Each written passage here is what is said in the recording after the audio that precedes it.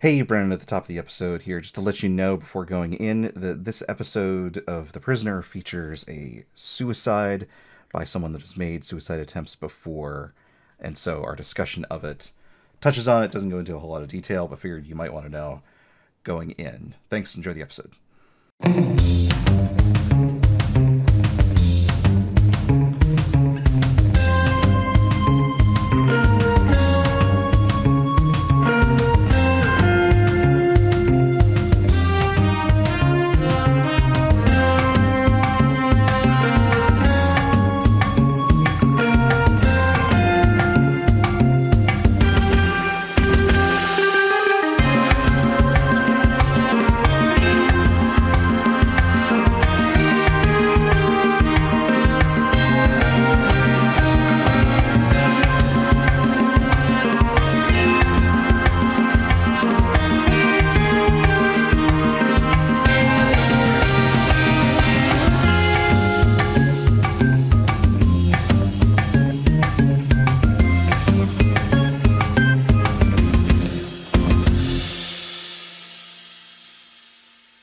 Welcome to The Prisoner's Dilemma, show where we watch and talk about the 1960s TV show The Prisoner.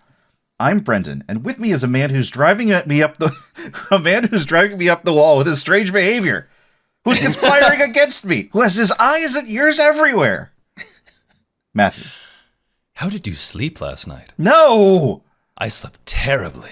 What are you talking about? Have you seen the menu? I'm gonna hammer you. Get out of my house! You've read your Gutta. That's good. Hi, Brendan. It's Matthew. Hi, Matthew.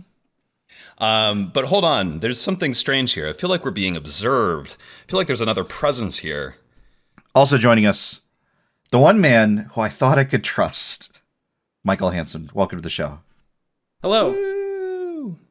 I'm activating my my flagpole beam, Oh, good. and I'm gonna annihilate you both. Oh, good. Thank you. Finally. It's been too long since we died in an episode of The Prisoner's Dilemma, I think. I'm getting lasered. Mm-hmm. Yeah. Thank you so much for joining us. Yeah, Thank you for having me. What is your history with The Prisoner? So yeah, I think this is like one of those shows that's like a every 4-year rewatch type thing. Mm-hmm. But one of my friends in college, who was a bit of a Anglophile, right? Yeah. Back Loves before, angels. Yeah, exactly. He just, we were having some beers one night, and he was like, "Let's watch this show that I've heard of." And yeah, and then it was very strange, and then over the years, I'm just like, "Oh, I'm gonna watch that show again."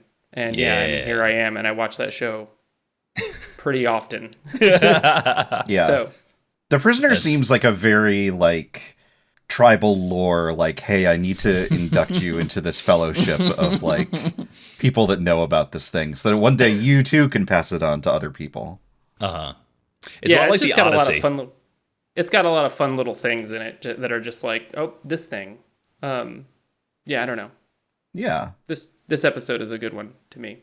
I thought so too. When I asked if you wanted to be on the show, you very, very quickly said "Hammer into Anvil," and I'm glad you did because it's a lot of fun. It's a fan favorite. Was there a particular reason why Hammer into Anvil jumped to mind as one to watch together?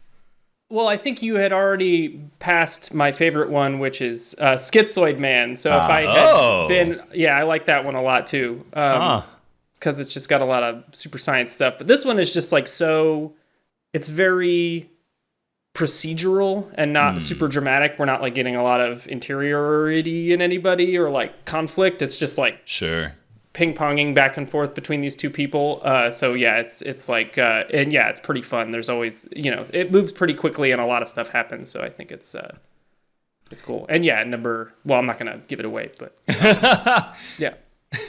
I like the ending is what I'll say. Sure. Okay.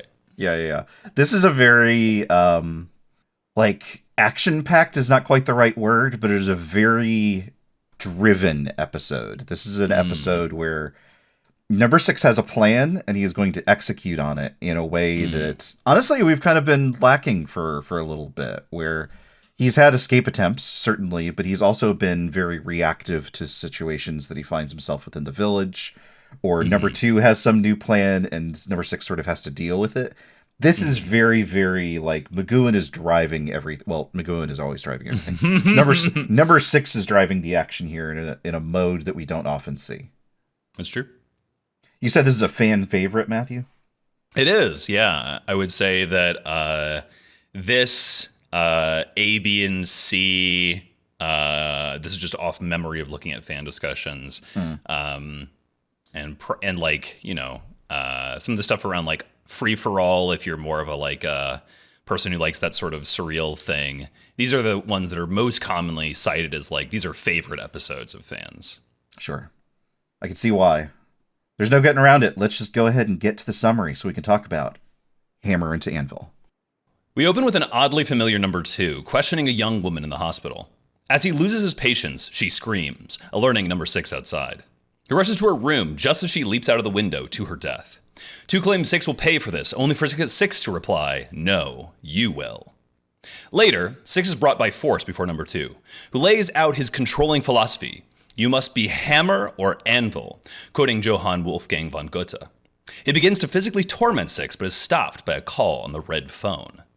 From this point on, the remainder of the episode follows a repeated sequence of 6 intentionally acting suspicious in order to torment the increasingly paranoid number 2. He listens to 6 copies of the same record, places a coded ad in the paper, has the supervisor read him out a birthday message, plants a cuckoo clock as a bomb threat, and much more. Finally, when 2 has fully isolated himself, convinced everyone around him is in on 6's plans, 6 confronts 2 and manipulates him into calling for his own resignation. Banger. That's really good.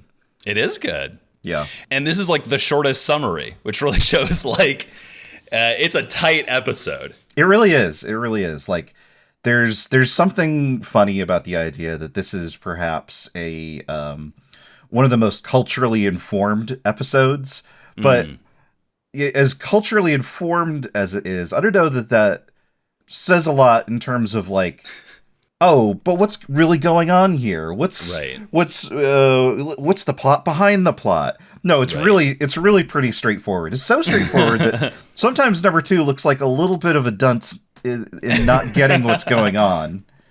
Yeah. I wanted to call out right away where you said that there was an oddly familiar number 2. Yeah. I have spent the past 3 days trying to figure out where I saw Patrick Cargill before. And here's the thing. I don't have any memory. We know. And so, what did I do? I went to the most reliable website in the entire world, imdb.com. And I went, where have I seen Patrick Cargill? Is it one of these old shows? Some movie or something? Yeah. And I think you watched a lot of Father Dear Father, right? No. The place that I saw, and I only just realized this like 10 minutes before we started recording, the place where I saw Patrick Cargill was a little show called The Prisoner. Oh my God, Brenda. We had a whole thing. Remember, he's the new Mrs. Butterworth. No, I don't remember. Okay. All right, audience members, cast your minds back to when we were talking about Many Happy Returns. And we talked about how, hey, there's this weird guy named Thorpe. And he's played by Patrick Cargill. And we can't talk about him yet, just like Mrs. Butterworth. We were saying he's the new Mrs. Butterworth. Is any of this coming back to you? I remember being pretty proud about knowing what Thorpe meant, because I played 300 hours of Assassin's Creed Valhalla. Yeah, I mean that was a good ad, right? Saying that it meant the village. That adds some credence to my suggestion that Thorpe was a spy before we got to this episode. I thought you meant a plug for Ubisoft's Assassin's Creed Valhalla. I mean, they could use it though. Yeah, they could Best of luck, use it Ubisoft. at this point. I don't remember this at all. I just also have like terrible visual memory. Yeah, memorizing or remembering people faces and names and things like that. So okay. For the other Brendans in the audience.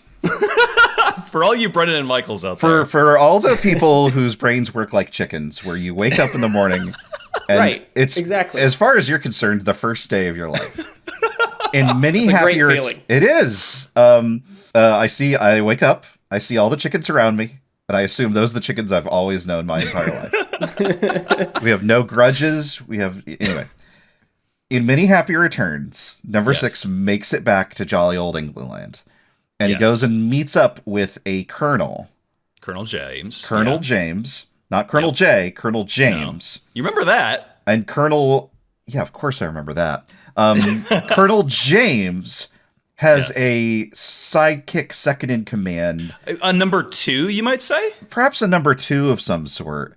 Who is like... also in the room and listening and is kind of skeptical about this whole spiel that number 6 is saying about like, oh yeah, I got kidnapped and I got taken to this weird, quirky Dr. Seussian idyllic village.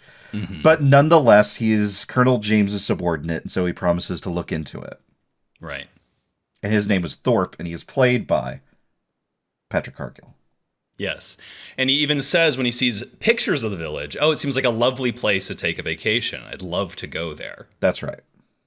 Okay, so I'm glad we have that background because it's going to be relevant in a bit. But maybe we should jump into the episode itself, unless you have more forward. Okay. No, I'm imagining the alternate world where I hadn't figured this out 10 minutes beforehand, and we talk about the entire episode, and you just assume that I remember this stuff, and so leave me in the wind. No, I would not do that. It's one of the top things I want to talk about today. Sure. Okay, so there's immediately some interesting stuff going on here, right? Because unlike basically every prior episode of The Prisoner, we start on not number 6 being interrogated or tortured or whatever, but this second person, this number 73, right? And so we're seeing here a little glimpse of like, what does it look like when somebody else besides number 6 is brought here and they want to extract information from them, legitimately. Number 73, by the way, who is only credited as number 73, which is interesting, is played by Hilary Dwyer. She also changed her name later in life to Hilary Heath. She was in Wuthering Heights as Isabella Linton in The Avengers briefly. She's not really here much. Patrick Cargill, as we already mentioned, was probably most famous as a sitcom actor at the time, and still probably. Father, Dear Father was this like massively successful sitcom. And so it's kind of wild that he's just like menacing this poor woman to begin the episode. Yeah, he's she seems to have a husband who is also in the spy business, or is at least in some sort of government role, who is it is implied on the other side of the Iron Curtain or something like that. Mm-hmm. And he, that is number 2, is taunting her with information that he has this mistress or something that they have photographic evidence of, despite the fact that she is devoted to her husband. We see her toying with her wedding ring, insistent on not giving up any information about him out of loyalty to him. Right. In the script, which I want to talk about, the writer of the script at some point, I don't know when, but in the script, she actually, when Tu like hands over the photos proving the infidelity, she's supposed to like crumple up the photos, which I like better actually than what she does in the episode, where she like just like meekly turns away. Mm-hmm. But then what's interesting, right, is we immediately cut out of the hospital and we see number 6, who's just like happening to be walking by the hospital apparently, and we hear a scream, and 6 immediately jumps into action. Tu has decided he's run out of patience with her and is doing some sort of menacing advance right ahead of the scream, as if he's going to throttle her or something. I don't know if we said, but the very first thing he asks is why she slashed her wrists. Right. This is like, she has taken this like whole situation incredibly badly. Yeah, it's rough. I mean, definitely like suicide content warning on this episode. Yeah. Certainly heavier material than we usually see. Definitely, for sure.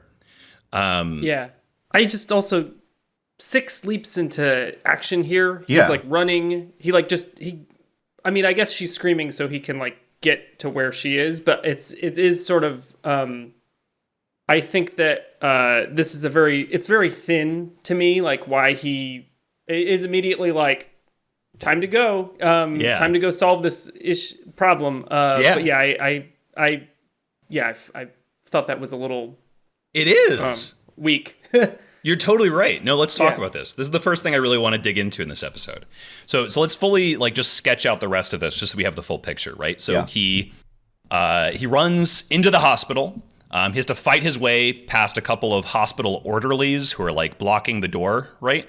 So clearly, nobody in this hospital cares. There's Derek Chafer and Pat Gorman are the two orderlies. He like sort of pushes his way past. Both of them were in Doctor Who a bunch. And then he like gets in the room. And then it's interesting. The director of this episode was, I wrote it down here somewhere. Right, Pat Jackson. This is his third episode that we've watched. So he also, or third of his episodes that he's directed that we've watched. He also did A, B, and C and Schizoid Man. Mm-hmm. This was the 12th that was filmed actually right after A, B, and C, which is really interesting. So we've already talked about him before, but he did a bunch of Danger Man, did a bunch of like World War II documentary stuff, did a whole bunch of like TV work, etc., including The Saint, right, which we talked about a lot last time. But in the script, what's supposed to be happening is we're supposed to actually seeing, Brendan, your illusion there of like number 2 like moving in like he's gonna get her, right? But in the actual episode, we just get like a series of quick cuts, right? We get like her face distraught, Patrick McGowan's face, and her just like bolting for the window. Like really going for it. Really going for it. Not she, like really explicitly, she has not been pushed out of it. She has not accidentally stumbled back and fallen out of it. She's going. She's swan diving out of this thing. And 6 says the lines I already quoted. Well, 6 and 2, right? 2 saying that 6 will pay for this, and 2 saying, no, you will. Okay, so picking up from that, if that's the end of that scene summary. I think so. Number 2 explicitly says you shouldn't have interfered when number 6 has done nothing but come into the room. Like, he didn't intercede in the altercation. He didn't pull her away from him or anything like that. Which there seems to be an implication from the dialogue that he did do those things. Is there supposed to be the implication because that happened in the script? No, he just like distracts 2 for a minute that gives 73 the opportunity to jump out. Okay. Yeah. This is, I think, for me, the first, like, I do, as thin as this is, I do like what this does to number 2 because it makes him into this person that's like, oh, I messed up, but it's actually it's your fault. You're gonna pay for this, and I just think that's like you're just like, ooh, I hate this guy already. he's imminently hateable. You don't act like you had this situation under control, man. Like you were, she was in between you and a wide open window, and like you already know that she tried to take her own life. Like, what are you even doing here? So yeah, Cargill rules this entire episode. He's a deeply, deeply hateable worm. Really, really good stuff. Which is incredible because he's also, played extremely likable characters in other TV series. So it's what a range on this guy. Yeah. Anyway, so let's talk through this. Let's really like get into this. We have never seen 6 care about another villager ever. Okay, hang on. So like in the very first episode, Arrival. Yep. Right? He sees like a man being tortured. Remember the man at the end of the hall who's going like, he's like scatting. Does not care, right? What about when Nadia tries to kill herself in Chimes of Big Ben? That's about the only time that he like intercedes and is like, put her in my care, right? But notably, he doesn't rush in there. No, he shouts, let her go. Is that an order number 6? Yeah, it's not even that he shouts it, right? It's just like they even leave the room. Right? That's true. He does kind of turn and move away. And there's he could have tried to open the door, I guess. Yeah. Right. And when his buddy got like brain zapped back into like a jester with a balloon, right, and Dance of the Dead, he doesn't evidence. Swear vengeance for nothing. Roland Walter Dutton. Right. So this is like on first branch, we can say this is like completely out. Well, okay.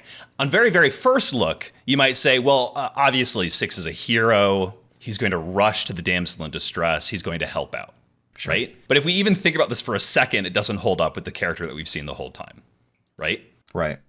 So let's think about what we have seen from this character. We've seen that he's massively territorial. Right? Sure. If somebody comes into his territory or disturbs things that he views as his, or particularly breaks his trust, that's when like the anger shows up. Right. Remember in, Michael's favorite episode, The Schizoid Man, right? Mm-hmm. How angry, like his principal feeling towards number 12, the guy who's pretending to be him, right? In Schizoid Man, is anger. He's so pissed off that this guy would pretend to be him. Right. Right? So I can think of a couple explanations for what's going on here.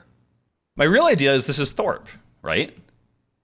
If this is Thorpe and Six knew him as Thorpe, right, before he came to the village, before Thorpe came to the village, to be clear, to take up number 2, right, as like you can imagine lots of reasons here. You can imagine like the village higher ups being like, great job on the many happy returns plan, Thorpe. We're going to give you that promo you've always been looking for. Mm-hmm. We're going to give you a shot at number 2. Yep. And he's like, yes. You and your boyfriend can come to the village. Exactly. We're going to bring you. Thank you, Brendan. I'm glad that you picked that up too. This episode? we'll get to it. We'll get to it. And so number 6 gets the alert that there's a new number 2, opens the tally ho and goes, oh my God, it's that guy. So Thorpe shows up, right? And 6 is immediately like, oh, I've been betrayed, right? Sure. Like during that whole time in Many Happy Returns, right? This is immediately a sense of betrayal. There's immediately the territorialistness. That's not even the word. It's fine. I'm giving up. I'm moving on. That we've seen from him in the past, right? And then, of course, he's like wandering the village angry, like he does. We've seen him just wander back and forth angrily, right? And so as soon as he hears a scream, he just like jumps into action as like, yeah, something I can like grab onto, something I can do about this, right? Sure. I think that all makes this fit together really nicely, actually, and it stops it being a pretty thin start to the episode. What do y'all think? I like it. Yeah, I buy that.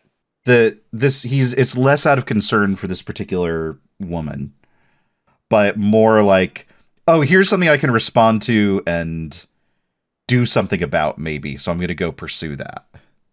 Yeah, that's sensible. Yeah. Okay. Cool. I'm glad you both are on board. I mean, don't think this is guaranteed, but I think that it actually just makes the rest of the episode work a lot better. If like, I think. Go ahead. No, go ahead. Finish what you're saying. Just to say, if 6 is out here looking for revenge from the start, and then it's not about revenge for 73, who like disappears from this episode, right? It's not like he visits her grave or attends her funeral or any of that. Wait, doesn't he literally do that? No, he goes to 113's grave. He doesn't go to 73's grave. Isn't he at 73's and he sees 113? That's what it's supposed to be in the script, but I don't think we actually see 73's grave. He puts daffodils on her grave. Oh, does he?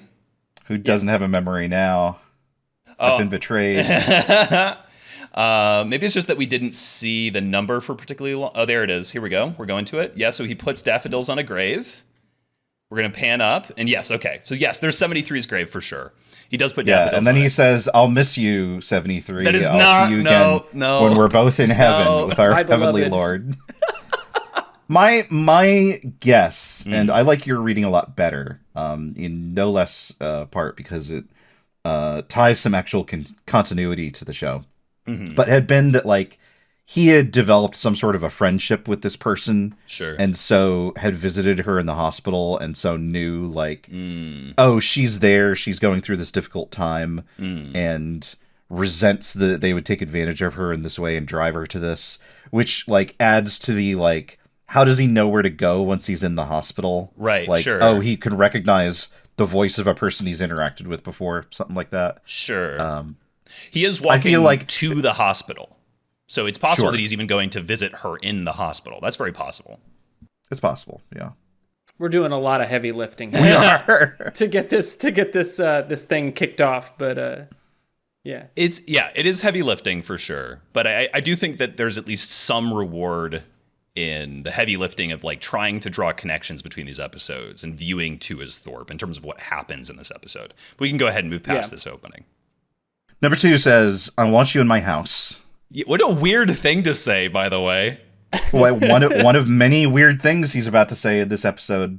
Yeah. I want you in my house. Number 6 says no.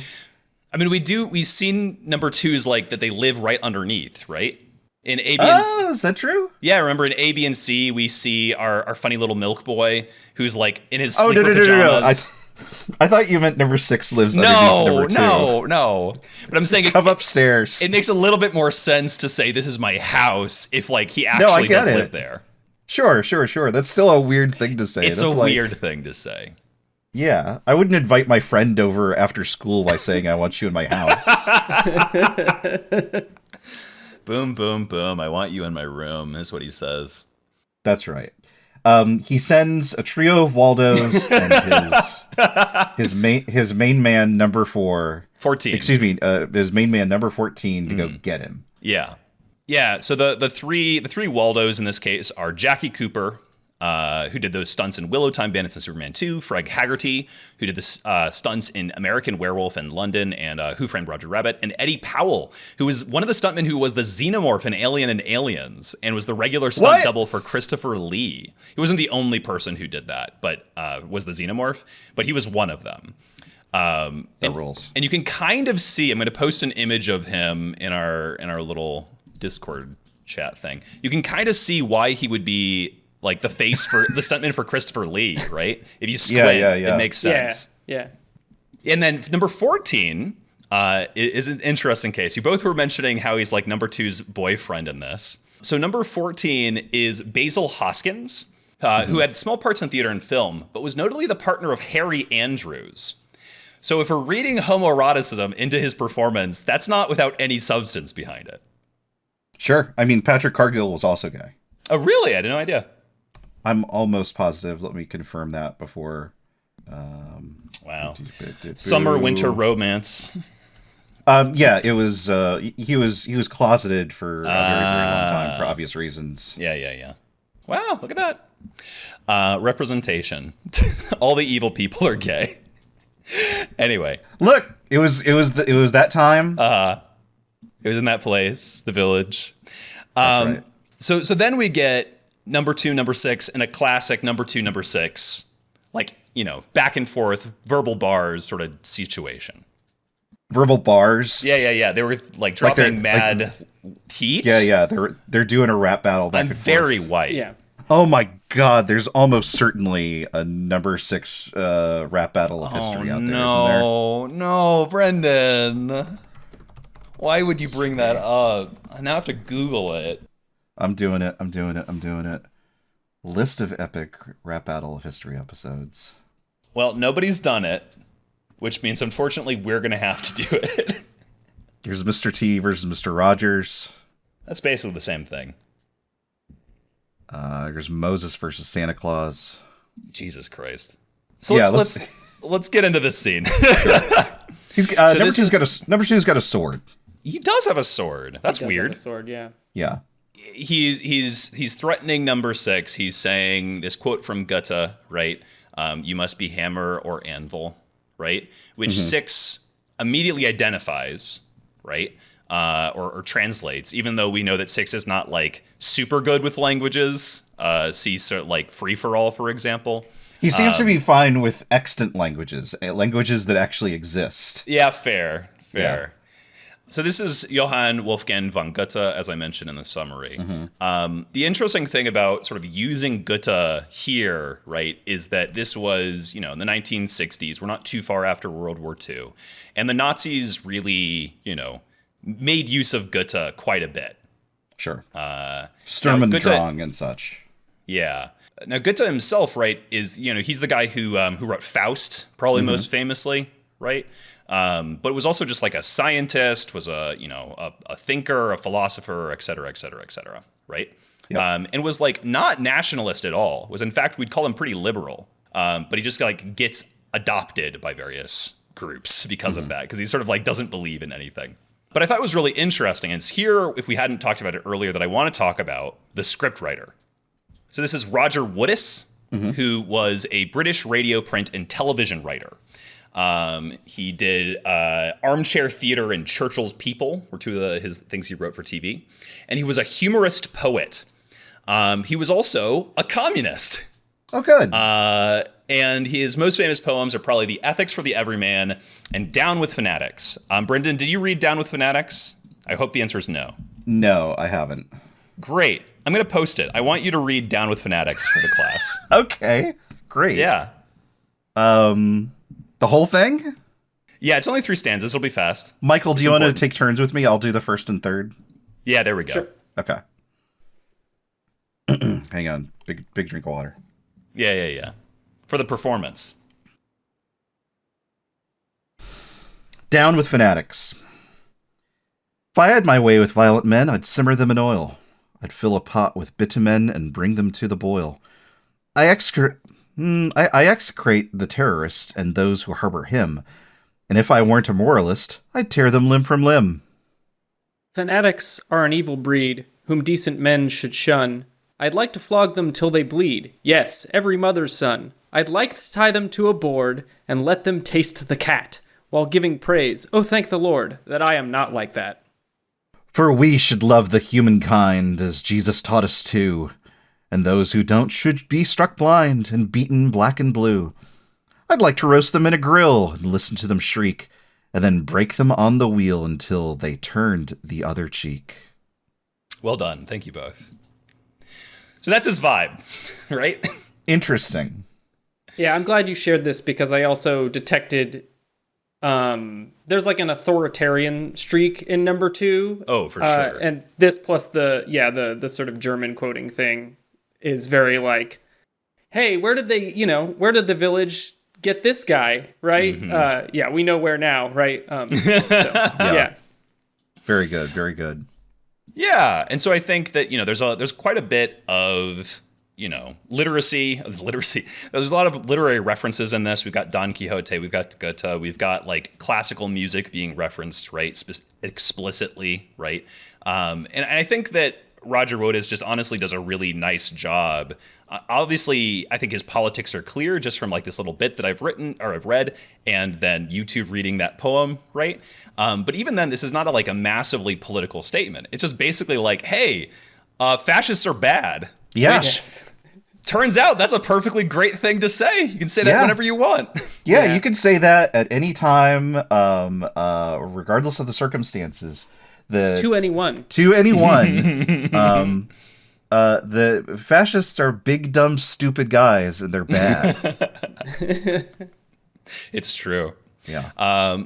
So the other thing that I think is cool here, right? Because there's this little back and forth about that, and then 2, who's obsessed with Six's blue eyes. Yeah. And like pointing a sword at him, right? Finally presses the sword to his forehead and pushes against it like a little bit so you can see the indent, right? Mm-hmm. And says like, oh, now you're scared of me. Ooh. He doesn't say it like that, but he should have. He says, I'm going to hammer you. He does. I mean, good for you, buddy. I don't think line up, I guess. Number 6 isn't scared though. I think he's like, oh, you're scared of me, but it's like, no, he's no. No, yeah, I know that they mustn't damage the tissue. I'm not afraid of this, but yeah, it is sort of like it's undermining number 2 a little bit more, being like he sees himself as this big. Oh, now I'm strong man, right? Yeah, yeah. So. He views himself as an alpha Chad. We can say it. Yes. Yeah. But then what the interesting thing, right, is he immediately gets a call on the red phone, and it's like, hey, you're going too far, buddy, and he has to let 6 go. And he puts out a little bulletin saying, hey, we got to pay extra close attention to 6, which 6 hears as he leaves, right? Which then sets up everything else of the episode. I would also like to say one thing is like, while he immediately gets the call on the big scary red phone. Yeah. And you get a reaction shot of number 6, having the realization that headquarters is micromanaging this guy. Yeah. Which I think is Do you need assistance? Yeah, right. Yeah. He's like, oh, okay, I see, I see what's happening here. Yeah. I think there's a couple interesting things here. I think one thing is yes, they're micromanaging him, but it also means that they've bugged number 2's office, right? They're watching this, right? Yeah. They have the view we do. It's like they're the camera. But the other thing that's interesting, right, is that means that they have the ability to see what's happening to number 2 for the rest of the episode. Right. Mm-hmm. And they don't intercede at all. More on that at the end in terms of what I think that's saying. The other thing that I think is kind of cool here, right, is I've lost it. It was something that Michael was saying. Oh no, come back to me. No, I just gone. Was it about fanatics? It was not about fanatics. It was about micromanaging. No, it was after that. After the micromanaging. Oh, the reaction shot of reaction number 6. shot. Yes. Right. Yes, there. It was sorry. It's not exactly that, but it's a follow up on that. Right. So yeah. So you're totally right, Michael, to call out this reaction shot of 6 realizing this. Right. So we know that he knows. But the other thing that's interesting, right, is specifically what they appear to offer, which is they're offering assistance. Right. And we've seen number 2s with assistance in the past. In fact, like a consistent assistant. In like the labor exchange manager, like number 26. Right. Or a doctor of some sort. Right. But in this case, we have this number 14. And what's interesting, right, is by them offering this call for assistance, I think we can take, Brendan, you sort of suggested this before, right? Of like, number 14 seems like he is not of the village higher-ups. Like he was not assigned from higher up to 2. This feels like a guy who has been brought to the village with 2 from outside of it and is like not used to this. He seems like he's hitched his wagon to number 2 in a way of like, this guy is whoever he is on the up, and I am his go-to guy. So I will be the guy to assist. I am his number 2. So exactly. I will be there to assist, and my star shall rise as his does. Yeah. In his dream journal, he's written number 3, and he's like circled around it. No. I believe you mean it would be number 2B. Yes, exactly. That's a joke for listeners of The Prisoner. This is Dilemma. Brendan's like, I don't remember anything. Does an incredible callback to like a billion episodes ago. That's right. Anyway, yeah, so that's what I really wanted to get across, because I do agree, Brendan, with your point. And I think this is a big sign pointing to it, that number 14 is from outside, just like number 2 is. One thing before we leave this, you called out the reaction shot, the reaction of number 6. I think that both the script, the direction, and just the overall composition of this episode really, really stand out. I think in part because it's kind of late in the production schedule. You can really tell that they have got their ducks in a row in terms of how to make one of these episodes. And I think it is really, really well put together in terms of not merely like this happens and so this happens and so this happens, but they do a really, really good job, I think, of going, okay, well, this is happening, and so here are some good shots of people reacting to that as it's going on, rather than having to, as we might have seen in a previous episode, even an episode that we had liked, go, here's number 6 doing something, and then here's a short scene where people discuss the thing that just happened. Right. That sort of thing. You can also tell it's good because their punch-ups of the script are getting better. On his way out, 2 says, "I'll break you, number 6." And 6 just responds, "Yes." Just like, sure, buddy. Yeah, there's a lot of no selling for McGowan in this. Which works in this case. Yeah, right? Totally. 2 is such a good heel. But in the script, 6 is supposed to say, there are anvils and anvils, which is like, that's nothing. Yeah. Sorry, Roger Bodas. I like some of your work, but that's nothing. I mean, I don't know how often they did like script reads and stuff like that. There's every chance that on set would have been the first time anyone had said those lines out loud, right? Totally. I mean, we know because it's happened in some of the past episodes that like there's been several rounds of revisions. So clearly for some scripts, they're just like, this isn't it. And they like make them do multiple rounds first. Sure. So let's go to the shop. Yeah. Let's go shopping. Let's do it. Music makes a quiet mind. I love being peaceful. That is in the script, which is a good line. Music makes a quiet mind. That's great. So we get a new shopkeep, which is funny, right? Because we saw the shopkeep who was there an arrival in the very last episode we watched being, part of a band of rebels, basically. And so maybe fired from being a shopkeep or killed or something. Maybe. Maybe he's been sentenced to chess. Eternal chess. Yeah. So this is Victor Wolf, number 112, number 112, the shopkeeper / shop assistant.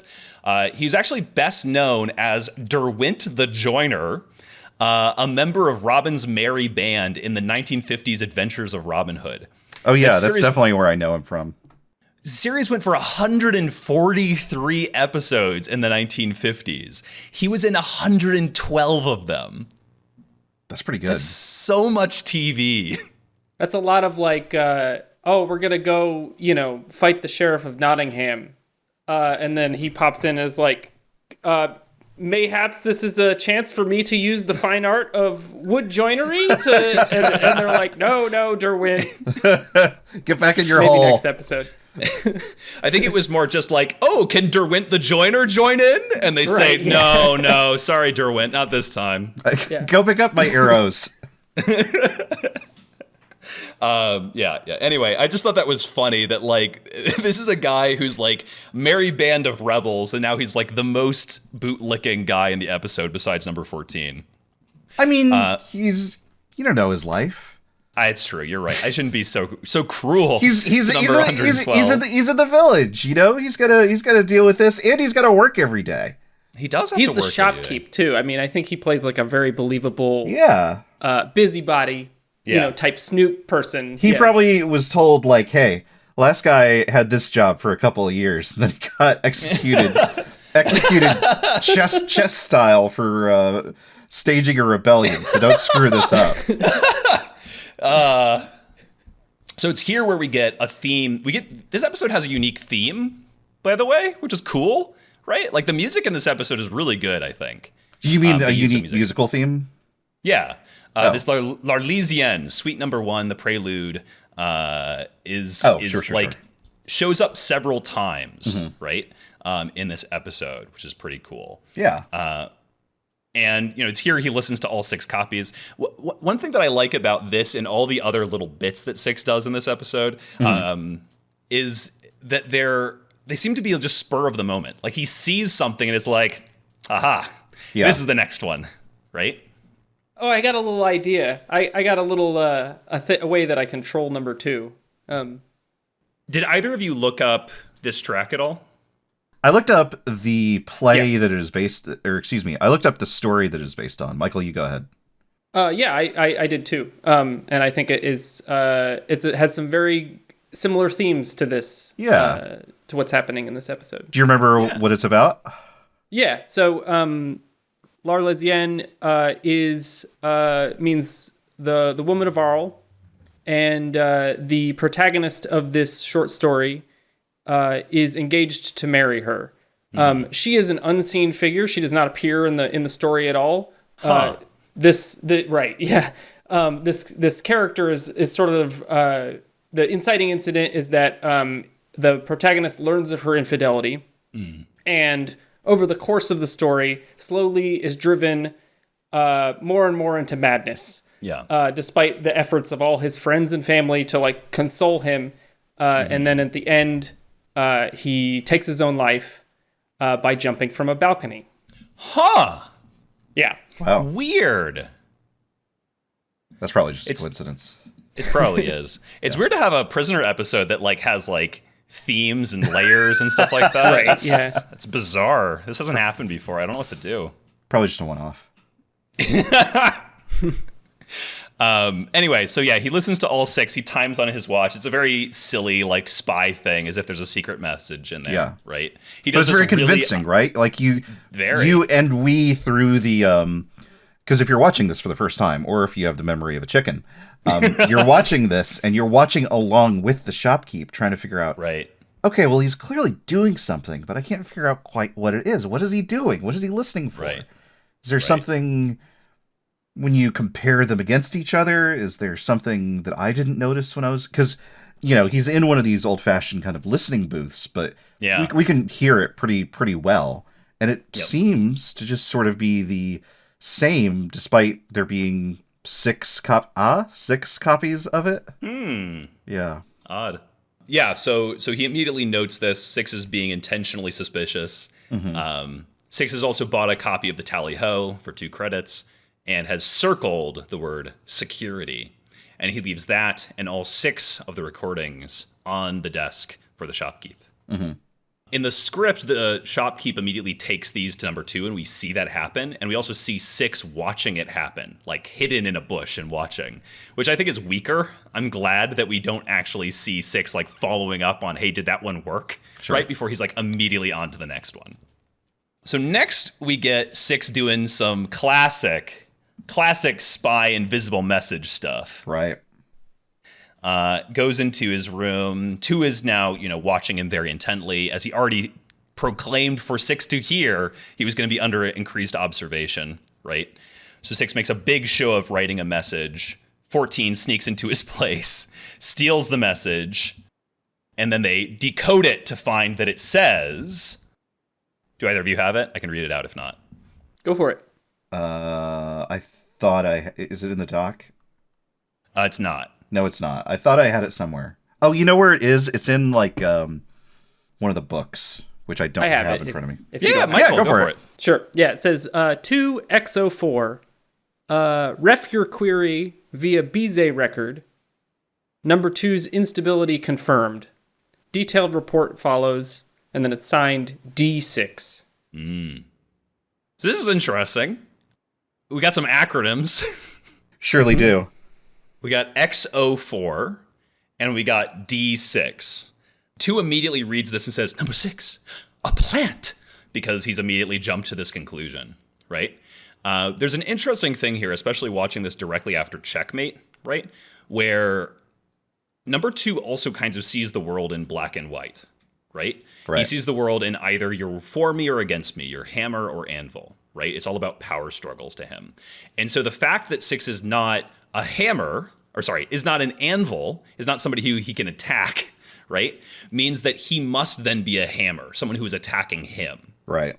Must be one of the blacks or the whites. Exactly. Yeah. He can't see outside of the game, just like 6 in the last episode. That's right. Yeah, I found it. It was in the ever disappointing official Prisoner's Companion. The also interesting thing here, right, is that like 2 doesn't look at X04 and go, well, that's nonsense. Yeah, like there's every chance that he, as a member of whatever this actual organization is, would be able to say, well, like, this isn't related to any of our communications. He's clearly bluffing. Right. I'm gonna hammer him.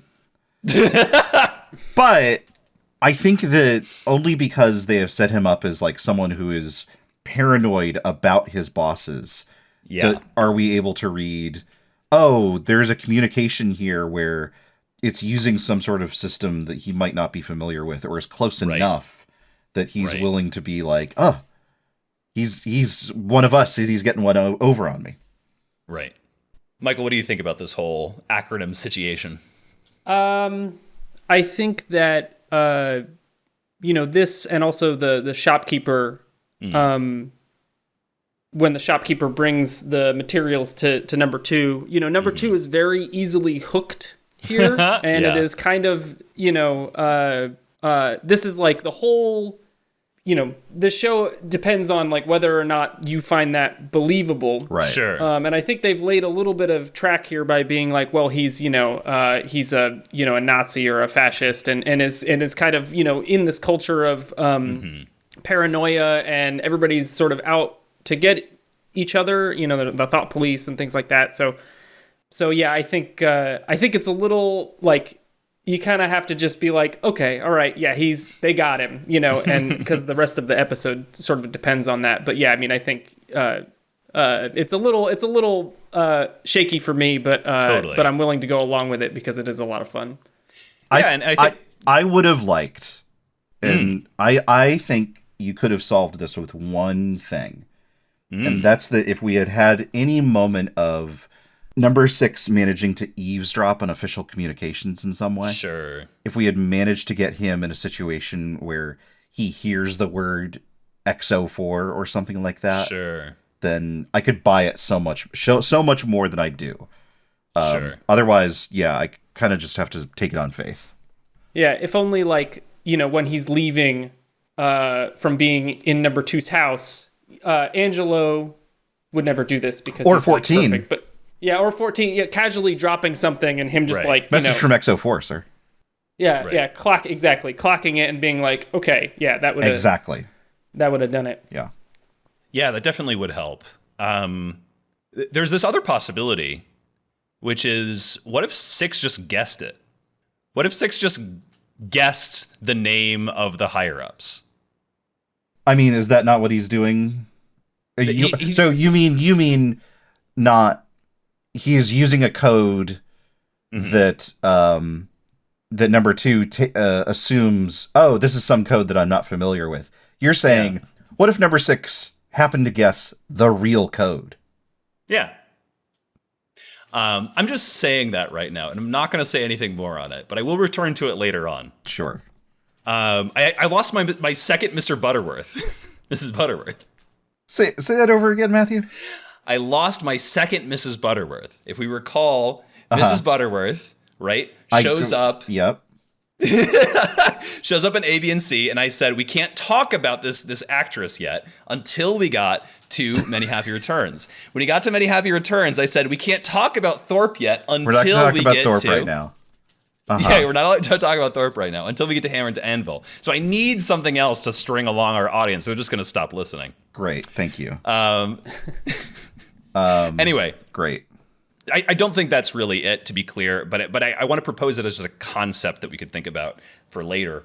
What I do think is kind of fun here, though, is that this does further suggest that 2 is like, this 2 is not a super bought in 2.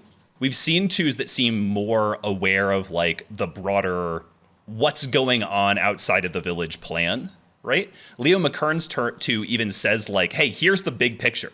Here's what we're trying to accomplish, right? Sure. In terms of like, you know, a perfect security state and world peace, basically, right? And this 2 does not seem on board with that vision or even aware of that vision. So I think you could imagine this is a 2 that just doesn't really know better and is being tricked that way. Or if he does, is too given to his own ambitions, his own desires. Yeah. There's a reading that you have been doing, Matthew, where you talk about 6 having a role to play in the village. And so I think if that is truly his role, right, to be the, you know, the crucible in which, you know, plans are, you know, formed and forged, I do think, like, I like that. And I also think, you know, if it makes it seem like, oh, like number 2 is the one who has been sent here to be crushed, right? Yeah. Like management doesn't like him, and he's, you know, they're pushing him out of the organization. Right. So yeah, I think that kind of goes along with that sort of like, he's not bought in. Not only is he not bought in, but like he's on his way out, right? So Michael, thank you so much for saying that. Yeah. I was going to wait to the very end of the episode to talk about this, but yeah. Oh, I'm sorry. No, it's fine. This is great. Okay. We right? can just end the episode now. Thank goodness. Yeah. No, right? Like, I think we'll probably revisit it. Yeah, but Yeah. I think this totally fits in the, like, you know, number 6 as Gray Hat Hacker, number 6 as, like, Batman, right? Some sort of disjoiner. Yeah. You can imagine, right, the higher-ups being like, oh, dang, Thorpe did that job for us, and then we said if he did the job for us, we'd let him be number 2. We really don't like this guy. What do we do about this, right? And that would explain Or even, we have this person who is useful, but they have outlived their usefulness and they know too much. Yes. Yeah. Let's throw 6 at them. Yeah, send them to the village. Yeah. Nobody likes him. Except 14. Except for 14. And yeah, I mean, you can see like, you know, hey, 14, we're going to send you to the resort. Do you want to go like have this job? And he's like, no, like marching into the office, be like, no, I want to go where the new number 2 is going. And they're like, okay, buddy. That's so tragic. That's maybe not going to be good for you. Unfortunately, anyway, yeah. Sorry. Unfortunately. No, I was going to say, unfortunately, all gay romances were tragedies back then. Such is the way of things. Yeah. I think this is my reading of this episode, and I think that it makes the whole episode a lot more fun, and it really fills in the thin parts of the episode if you view it this way. Mm-hmm. Yeah. Anyway, let's talk about the stone boat. Speaking of thin parts. Oh, yeah. Speaking of thin parts, it's time for three men to follow each other 10 feet apart when the camera can only see the back of their head. Yeah. This is maybe the most... Michael, can you tell me what Matthew's doing right now? He's got his hands on his head. He's stretching. All right, keep following him and report back. Oh, okay. Sorry. Yeah. I see what you're saying. Michael, what's he doing now? Right. This is the end of the bit. Listen, this is basically what we get. Yeah. This is all production constraints, right? And this is production constraints being the most visible. Extremely visible, yeah. This was episode 12 of 17. They're running out of money. Yeah. And what happens here, like, if you haven't seen the show, first of all, if you haven't seen the show, you should watch it. It's good. It's weird. I'm your friend. I'm your friend after a late night at the bar. We're hanging out on the couch. We're trying to figure out what to do. And I'm saying, hey, we should watch The Prisoner. Or I'm not even saying that. I'm saying, hey, let's watch this weird thing. There it is. Yeah. And so what we have here is McGowan at Port Merion, the village where they are actually recording the thing. And then the other two people, number 14, who is directly following him, and then number 2, who is following number 14, to figure out where he's going as he goes out towards the beach at night. In this awkward sort of, honestly pretty well arranged for what it is, but very obviously constrained situation where McGowan is on set and moving past these iconic spots of the village. And the other two are on a set back in London that is made up to look as if they are near the bushes or near a building and talking into a radio and saying, where is he going? As if they are behind him at location, and they simply are not. Yeah. It's silly. We don't need to belabor it, but basically I'm going to belabor it. Oh, okay. Sounds good. Six drops off some blank sheets of paper in the stone boat. In the script, it was supposed to be a stagecoach, which I guess that he just imagined there would be a stagecoach at the village, because why not? Yeah. The Six also calls for Fenella Fielding's voice to be here. It is sadly not. I'm so sad. Where's Isabel? I miss her so. That's weird that it calls for her to be here and not later, but we'll talk about that in a second. I agree with that, Brendan. Yeah. And then 2 and 14 get back. 2 says, I shan't be needing you, 14, which he says a bunch. Yep. Poor 14. Yeah, he doesn't want anyone else to see what number 6's weird little secrets are. Right. Except for one man who can save the day. This is Michael Segal, who is a laboratory technician. Number 263. Michael Segal walks in, doing a walk like this, which is great. I love a walk with a big hand swing. He says, get me the lab. And the speed with which this man walks in suggests that the lab is just like 2 rooms away. Yeah. The cuts in this are a little bit rough because also his number keeps on jumping up and down between cuts. Which is fine. It's fine. It's tough to make TV. It is. So he was Quaster in I, Claudius. This is Michael Segal, the laboratory technician, and a bunch of other TV roles, including Alice in Wonderland and Rumpole of the Bailey, which is Liam Kearns. Quaster is the name of a position, not a name. Sorry, he was a Quaster. Thank you. I'm not the Roman guy here. Yeah. Romanophile. Right. Anyway, he doesn't find anything. Yeah, they're literally like 3 printer sheets of completely blank paper that he assumes must have something on them. They absolutely do not. And he keeps getting angry and angrier when he is told they don't have anything on them. Yeah. 263 is chatting to 243, this other scientist who's Guy Staventon, who just did a bunch of background parts. And he's like, I've run all these tests. He's like, have you tried this test? He's like, yes, I've tried all this tests. And he goes back and he says there's nothing. And immediately 2 assumes, rather than there really being nothing, you're in on it, right? Mm-hmm. You're protecting him. Yeah. Out of all of 6's ploys in this episode, this, I think, is the one where even after the XO4 stuff that we talked about, this, I think, is where it is most likely to have fallen down. Like, I think grabbing a bunch of, like, following him out to the stone boat, getting this envelope and discovering that it's basically empty is the most like, oh, he's just messing with me opportunity for number 2 to figure out like what's going on here. And I think that, you know, there's a world where you imagine, oh, well, he put some other code or some sort of substance on there, and that is the red herring or something like that. What I would have much rather have seen here is like number 2, rather than like trying to keep this to himself, makes this more of a public thing, where it's like him going like, aha, I've figured it out. And he pulls this out, and rather than admit that the Emperor has no clothes, he has to buy into, oh, well, there must be some secret on here. Send these to the lab, that kind of thing. Right.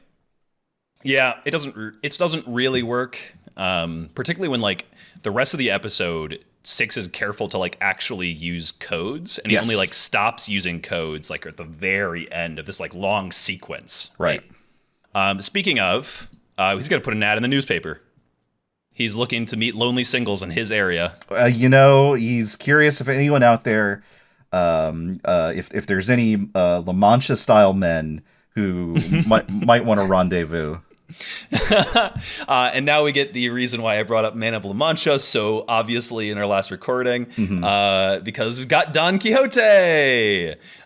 We went by it fast, right? But this is the bit, right, where Six, as you both pointed out, does drop off flowers on 73's grave. And then he spots 113's, right? So he knows, okay.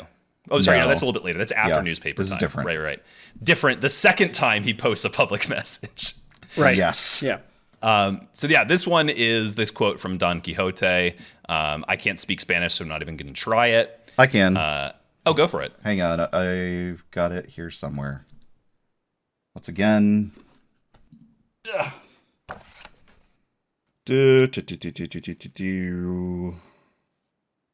Nope.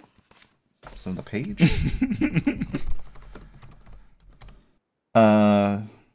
Hay más mal en el aldehuela que se sueña. Which means there is more evil in the little village than is heard. Yeah. That word there, it means village, doesn't it? Says the newspaper lady. Yes. And Six just gives a little smile. I'm number 6. This is Margot Andrew, the shop kiosk girl. She was a TV actress. She had small parts, including once in Avengers. What I find the most fun about this is Six doesn't even wait. Immediately after posting this. To Michael's point earlier about like just immediately seeing the music shop and like diving in, like this is number 6 as jazz impresario.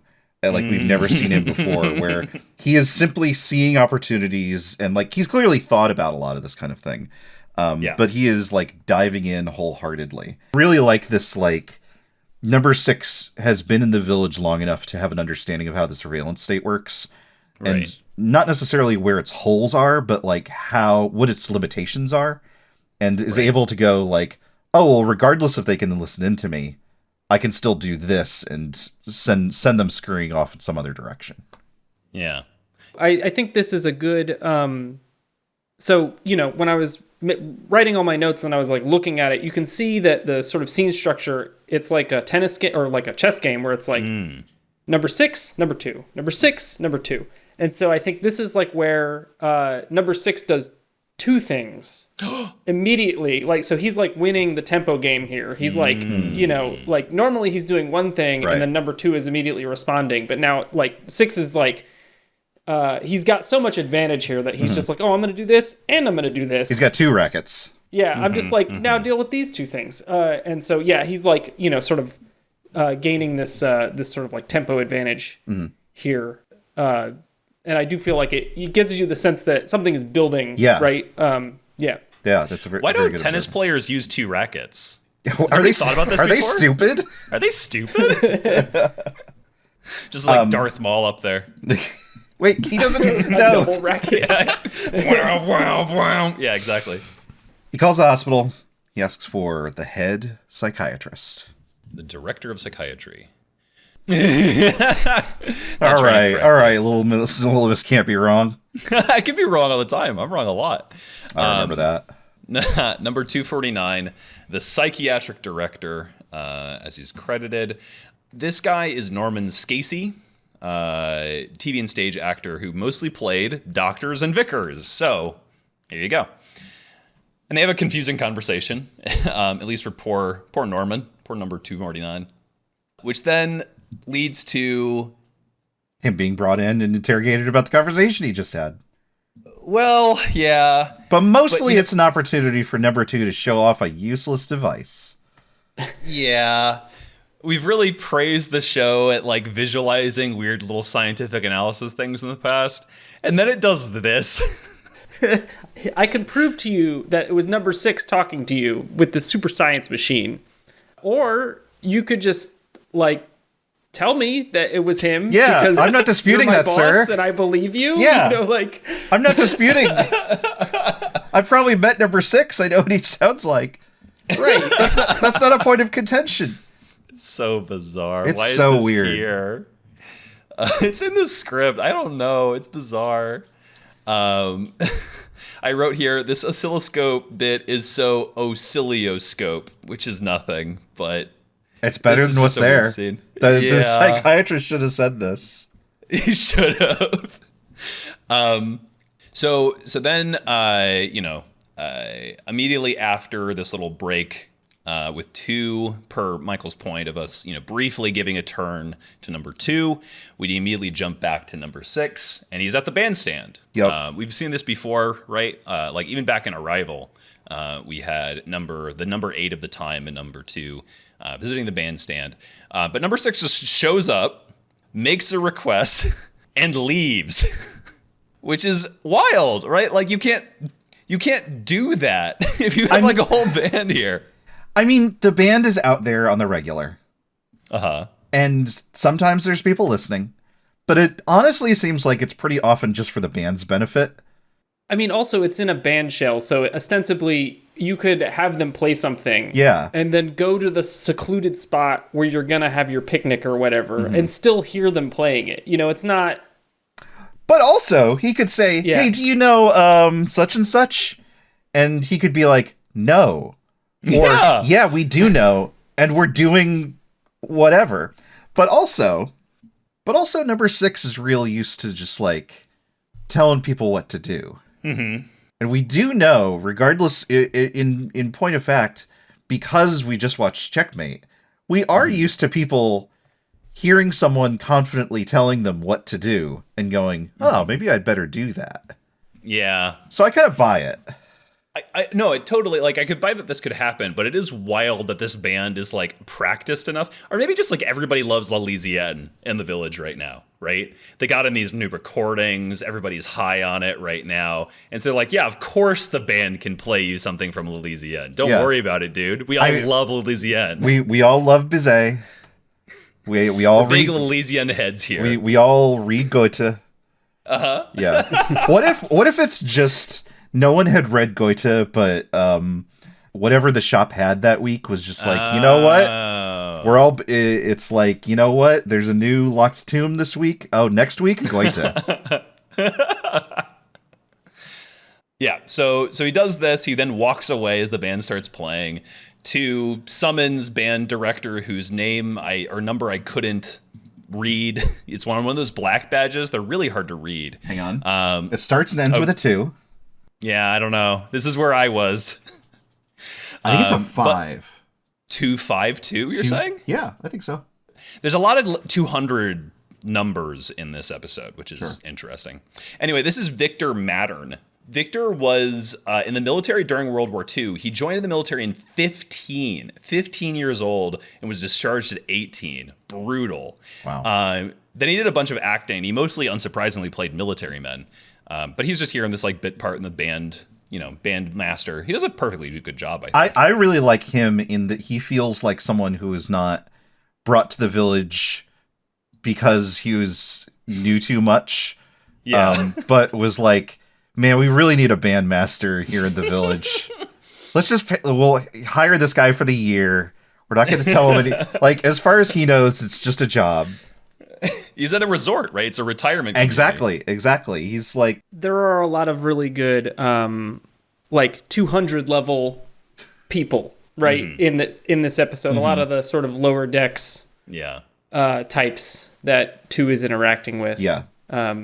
I like this scene a lot because I think, it's like, it's kind of hard to hear number 2 because he's like walking away from the camera. He's like pacing, right? And confronting number 252, who's like standing at attention. And so he's standing at attention, and then like the camera is like super close up into his face. So he fills like one half of the screen. And number 2 is like basically berating him and like walking away and then coming back and getting right in his face to like yell at him. So it gives you this sense of like, number 2 is really starting to lose it.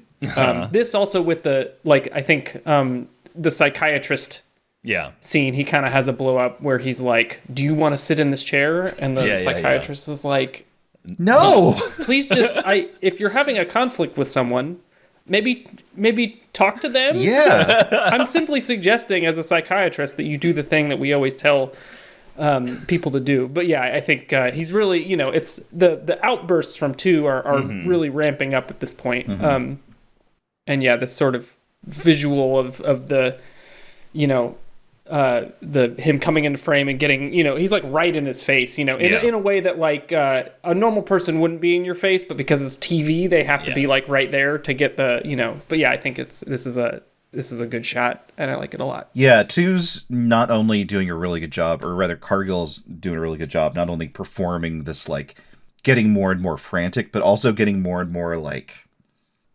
mean-spirited and spiteful, like making fun of the things that people are saying back to them, in a way that just makes him look petty and ridiculous. Yep. Yeah, he does the voice, right? Like in this, and that's it's perfect. It's so good. Yeah. Pat Jackson does great. Cargill does great. I thought I had something else right here. Put in my notes. While you do that, I can say in the script, we're supposed to see the butler spying on 6 as he goes and talks to the bandmaster, which is wild because like Angelo does not get involved. No, like Angelo does not play sides like that. Yeah, that's a good cut. Did you find what you're looking for, Brendan? Nope, I give up. Sounds great. Yep. I remember what it is. Is this head of psychiatry the most positive representation of psychiatric treatment that we've seen in The Prisoner? And that he's not actively like torturing anyone? Yeah, exactly. Yeah. I was going to say, I like Michael's idea that this psychiatrist would in any way suggest like a reasonable therapy situation, right? Like, as far as we know, as soon as this guy left the room, he was like, all right, now we're going to electrify this guy's whole house. Yeah, his suggestion literally is like, number 2 says, why did you, what was this discussion about? And the psychiatrist is like, I don't know. Have you tried asking him? Yeah. It's like, as a psychiatrist, do you think he's mad? No. I just think because psychiatry in particular is so frequently represented as cartoonishly evil, I thought it was noteworthy that it was like, even if this is literally like a one-dimensional character, the fact that he is not like seems significant in the face of what the prisoner usually offers up. Do you want me to torture number 6 for you? Yeah, he could have said. He could have. So now we get the graveyard scene that I put in the wrong spot earlier. That's right. And it is interesting. This is a different graveyard than we've seen before. Yeah, it's not out in the dunes. Yeah, this seems more permanent. Yeah. And sure, I mean, maybe they bury all their non-bodies on the dunes because there's not actually anything to bury. But yeah, this is where he sees 113. And then we immediately get our supervisor, our real supervisor. He's back. Not for long. Well, don't worry about that. Who then reads out this note. And here is a personal message for number 6. It is from 113. And it reads, warmest greetings on your birthday. May the sun shine on you today and every day. That concludes the personal messages. We continue with music. So this is what I thought. Fenella Fielding must have been sick or something like that, because this is very clearly like Isabel reading out the announcements for the day of like, it's so-and-so's birthday.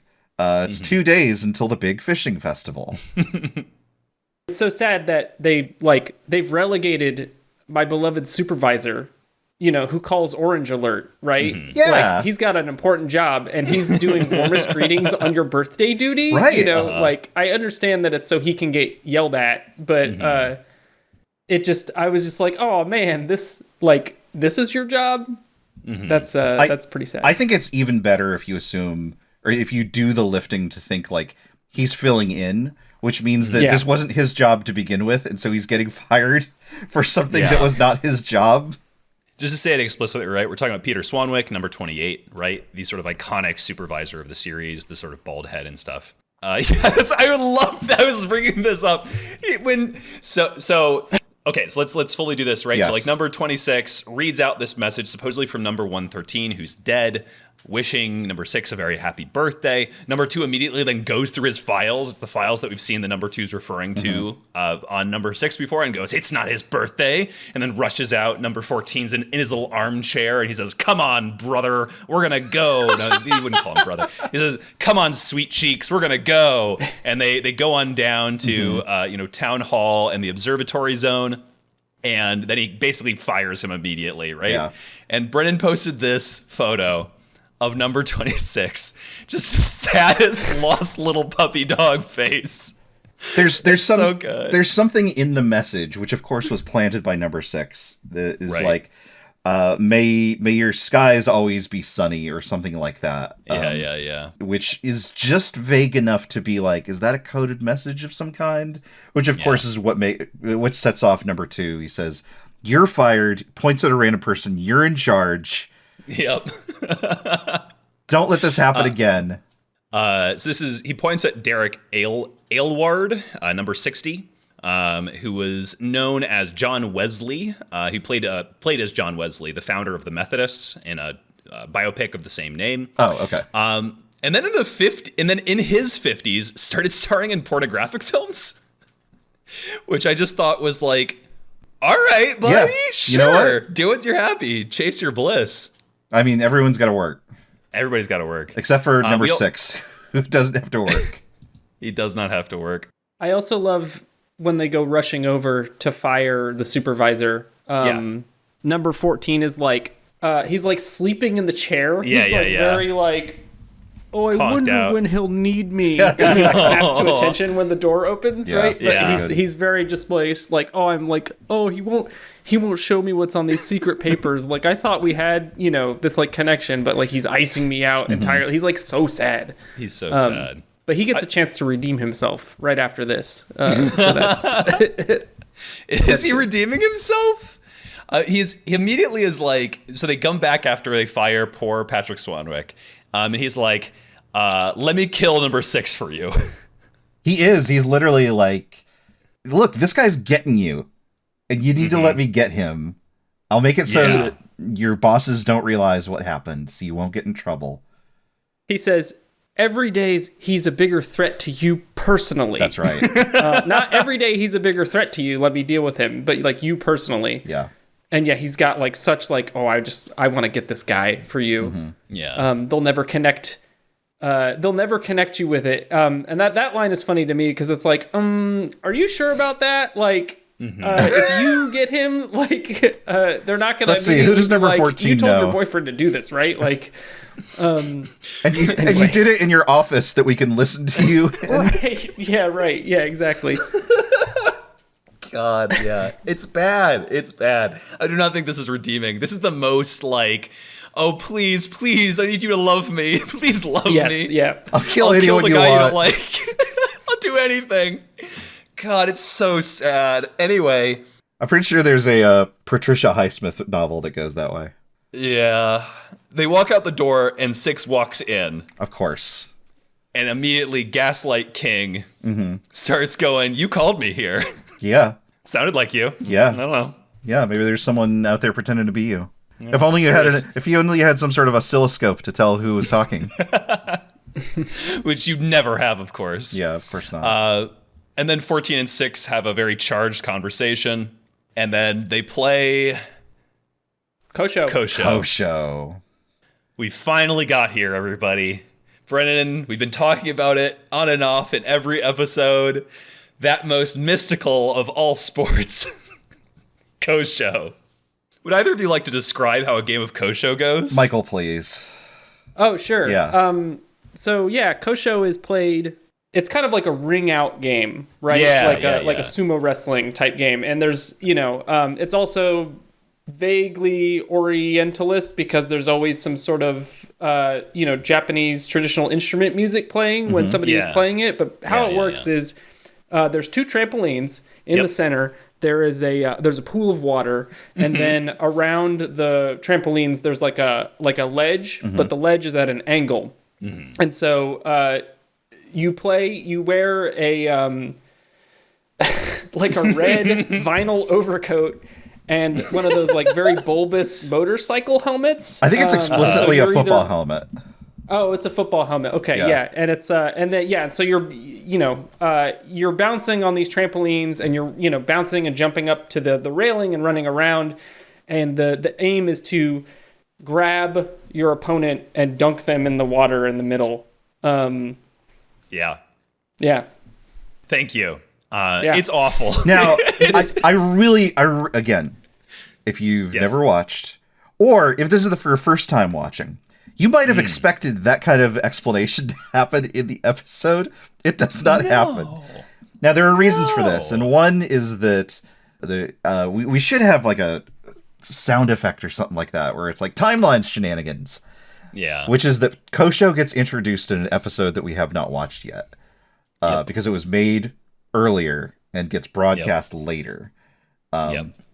Regardless, the fact that 14 says, "I'd like to dust you down. I challenge you," and McGowan immediately says, "I accept," and they immediately cut to this because obviously when someone says he wants to beat you at a duel, this is the accepted mode with which that they're going to engage in this. I really wish we had seen in Schizoid Man a little taste of, I think I gestured at this when we said that they went to the rec hall, of like, this is the martial art with which they are going to fight one another, not like a slugfest or pistols at 20 paces or something like that. Yeah, it's not fencing and it's not duck hunt.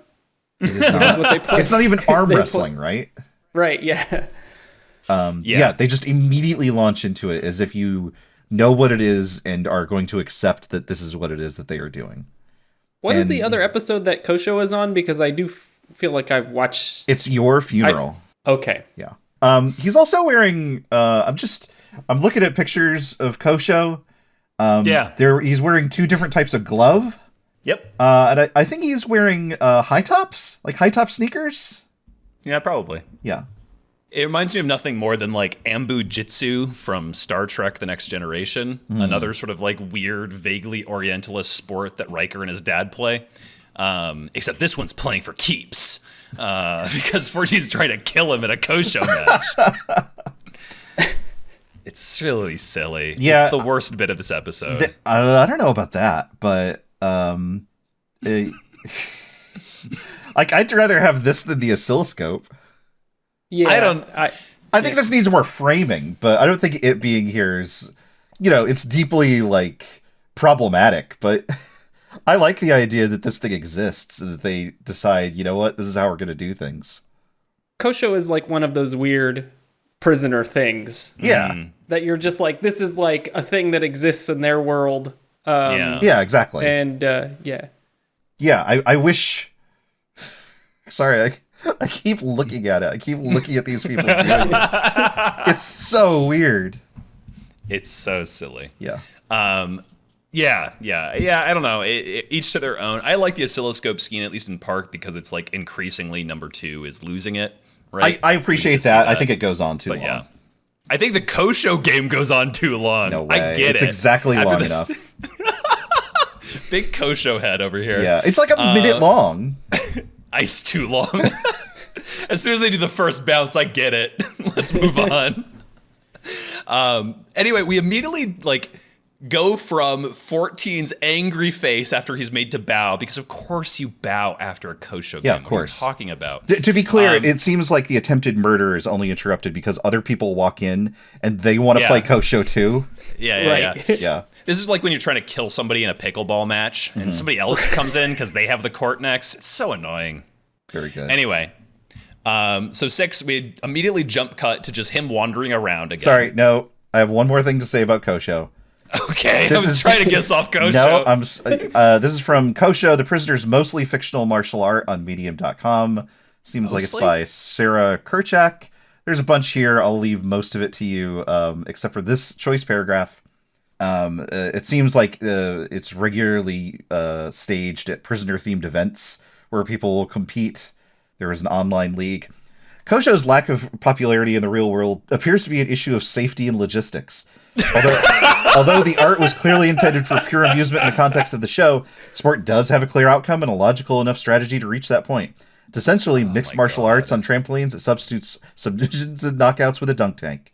The risk of injury in such an unpredictable environment would be significant, though. Yeah.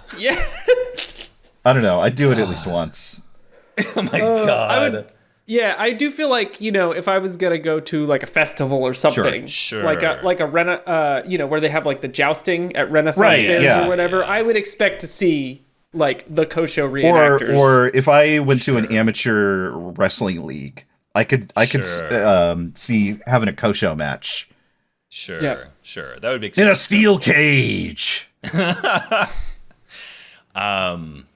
For your son's adoption papers. I also like that, in the real, so like the weird thing about Kosho is like the weird thing about Kosho.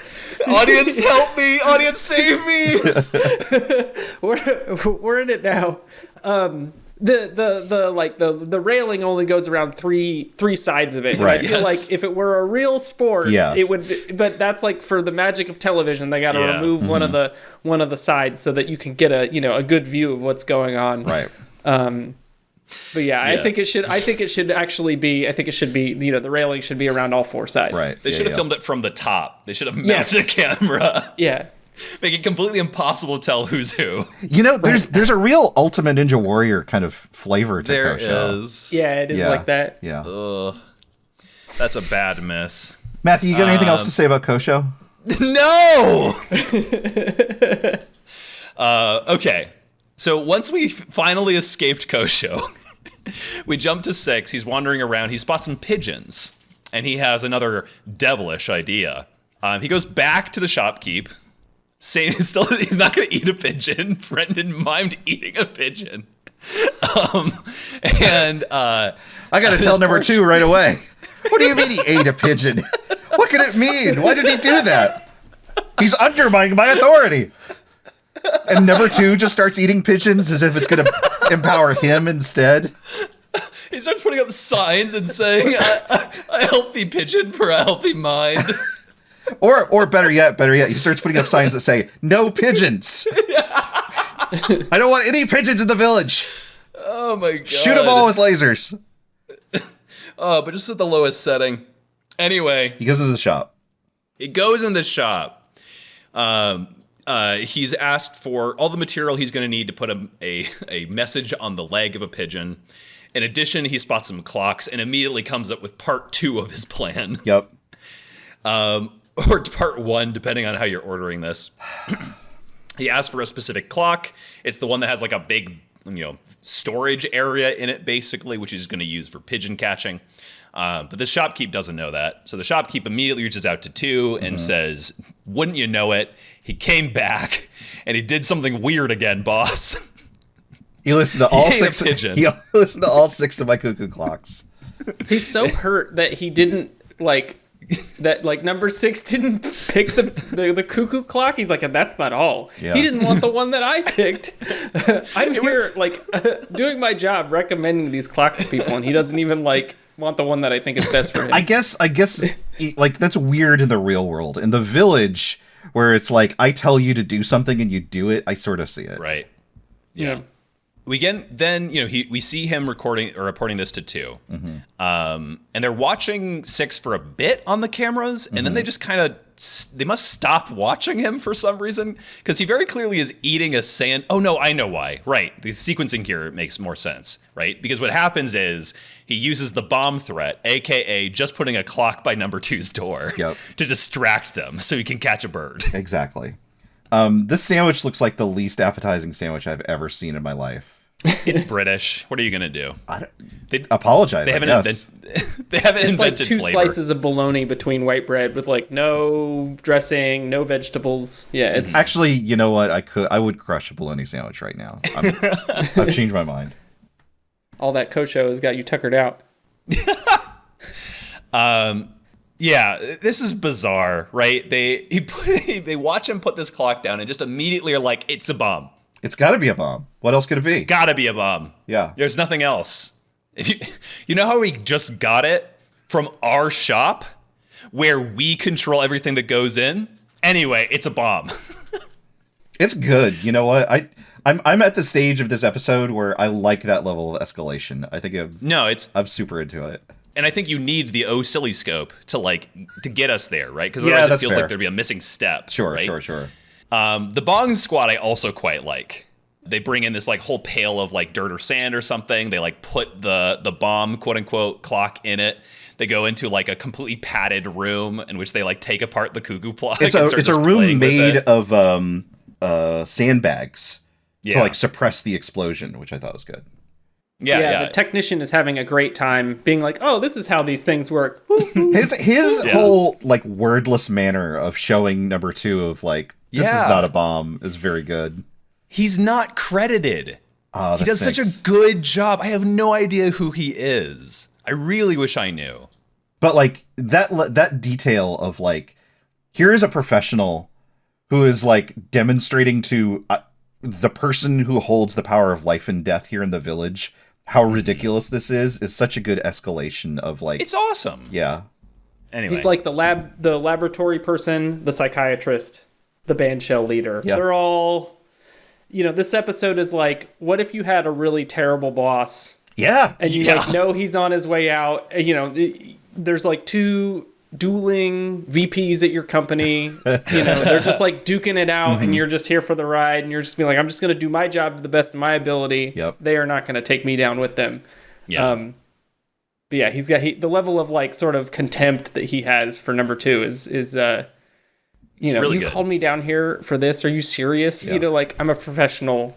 Like I thought I might die doing this. Right. Yeah. Yeah.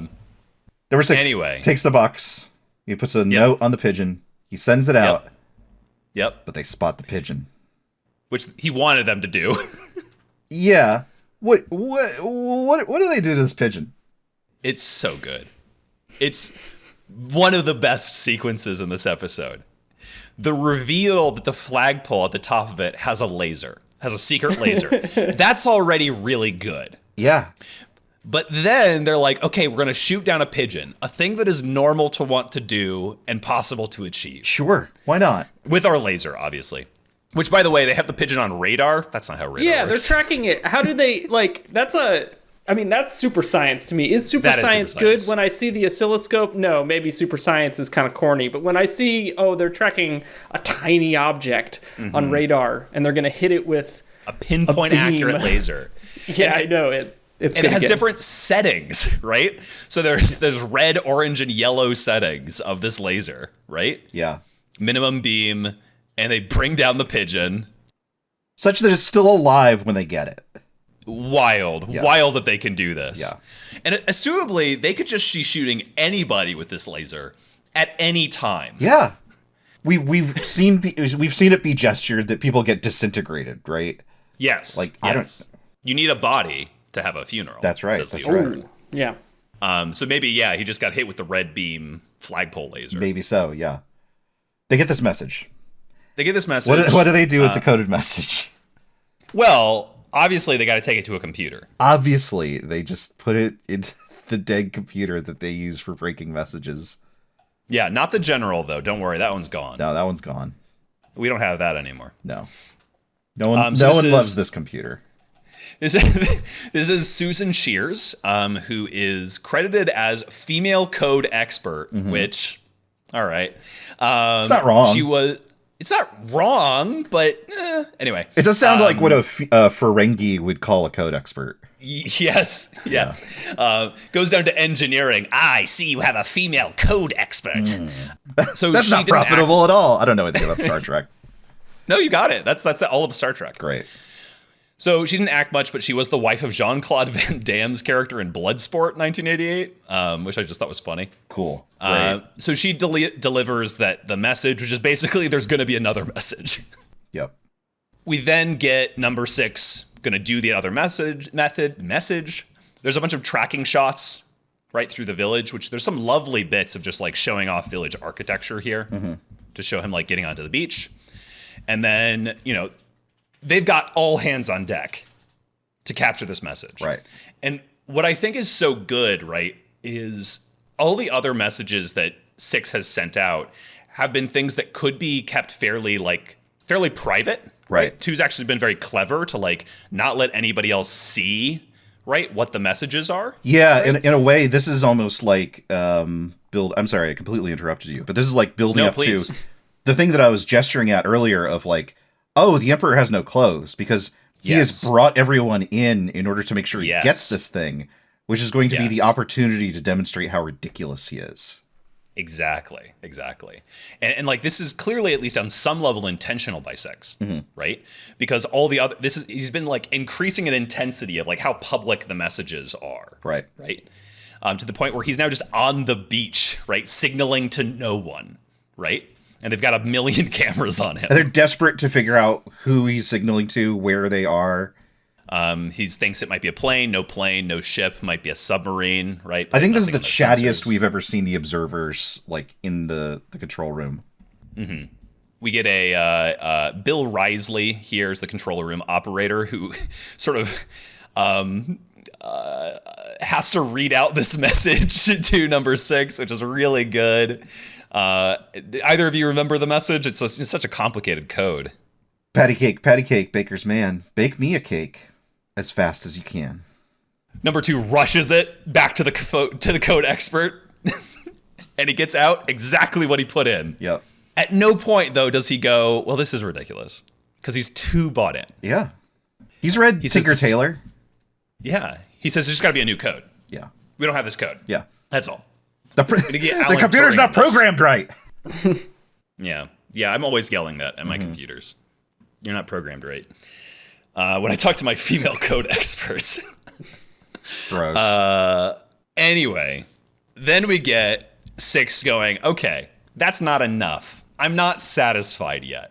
And so he already knows that 14 is this little bootlicker, right, following 2 around. Right. Finds him when he's on his own, having a nice little lunch or something. Yep. And walks over to him like an absolute cruising freak. This episode is the most... You say that on every episode. But it becomes more and more true as time goes on. It does. So it's interesting, right? Because like number 6 is saying the same sort of things that I said to Brennan at the beginning of the episode, right? Of like, oh, how'd you sleep last night? I slept terribly, right? And sort of, saying a bunch of rubbish, as 14 will say later. Right. In the script, he's just asking for a menu. He just goes up and asks for a menu, and then he asks, what are you having for lunch? What do you recommend? But he does it in the same, like, hushed whisper. Right. Such that he'll bring the attention of the waiter on them. I think it's better to change it here to this, like, more surreal, potentially coded thing. Agreed. Right? But then number 14 is a good little boy, goes and reports to number 2. I think it's implied that he gets called in and interrogated, right? Yeah, the waiter immediately goes and gets on the phone. Yeah. Sure, I guess we don't see whether he walks to number 2 himself or whether the waiter does it. You're right. Yeah. But yes, he's interrogated. Number 2 reads his beads. Yes. It's so sad. I thought you were the one man I could trust. Yeah. I can't believe you've done this. But even sadder than that, then number 2 reads Angelo's beads. Yeah. He chases number 14 out of the place, then he's like, you're part of this. Get out of my house. No reason. No, nothing has Angelo done. Angelo so has the sad. face of a man who has like seen this before. He's like, oh no. Yeah. Okay. He could see the writing on the wall. Yeah, he knows what's happening here. Number 14 runs to have it out, to dust down number 6 proper. Yep. No co-show here. No mismatched gloves. He bursts into his house. Number 6 is listening to a record. Yeah.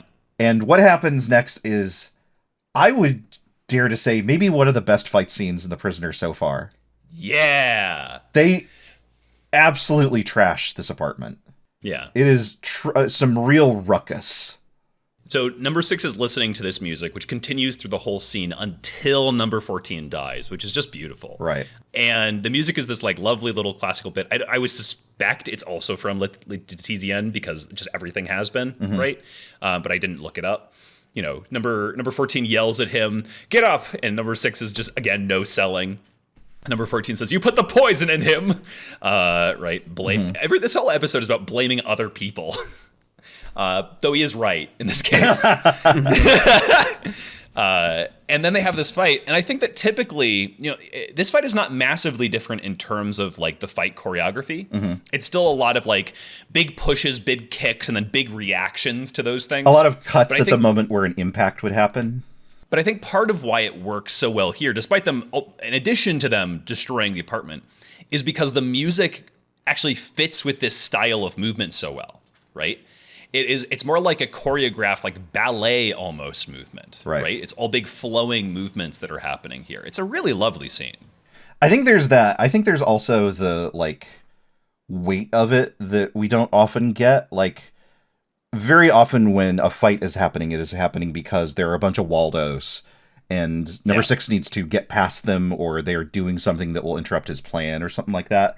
The scenes where we do see a fight that is going well, like the other one that I remember calling out was the fight with number 12, Curtis, in Schizoid Man, where there is actual animus between the two people that are fighting, where there's an actual reason for fisticuffs to be thrown, right? Like there's an actual reason for this fight to happen, and so we actually get a better sense of, there's like intent and menace behind this.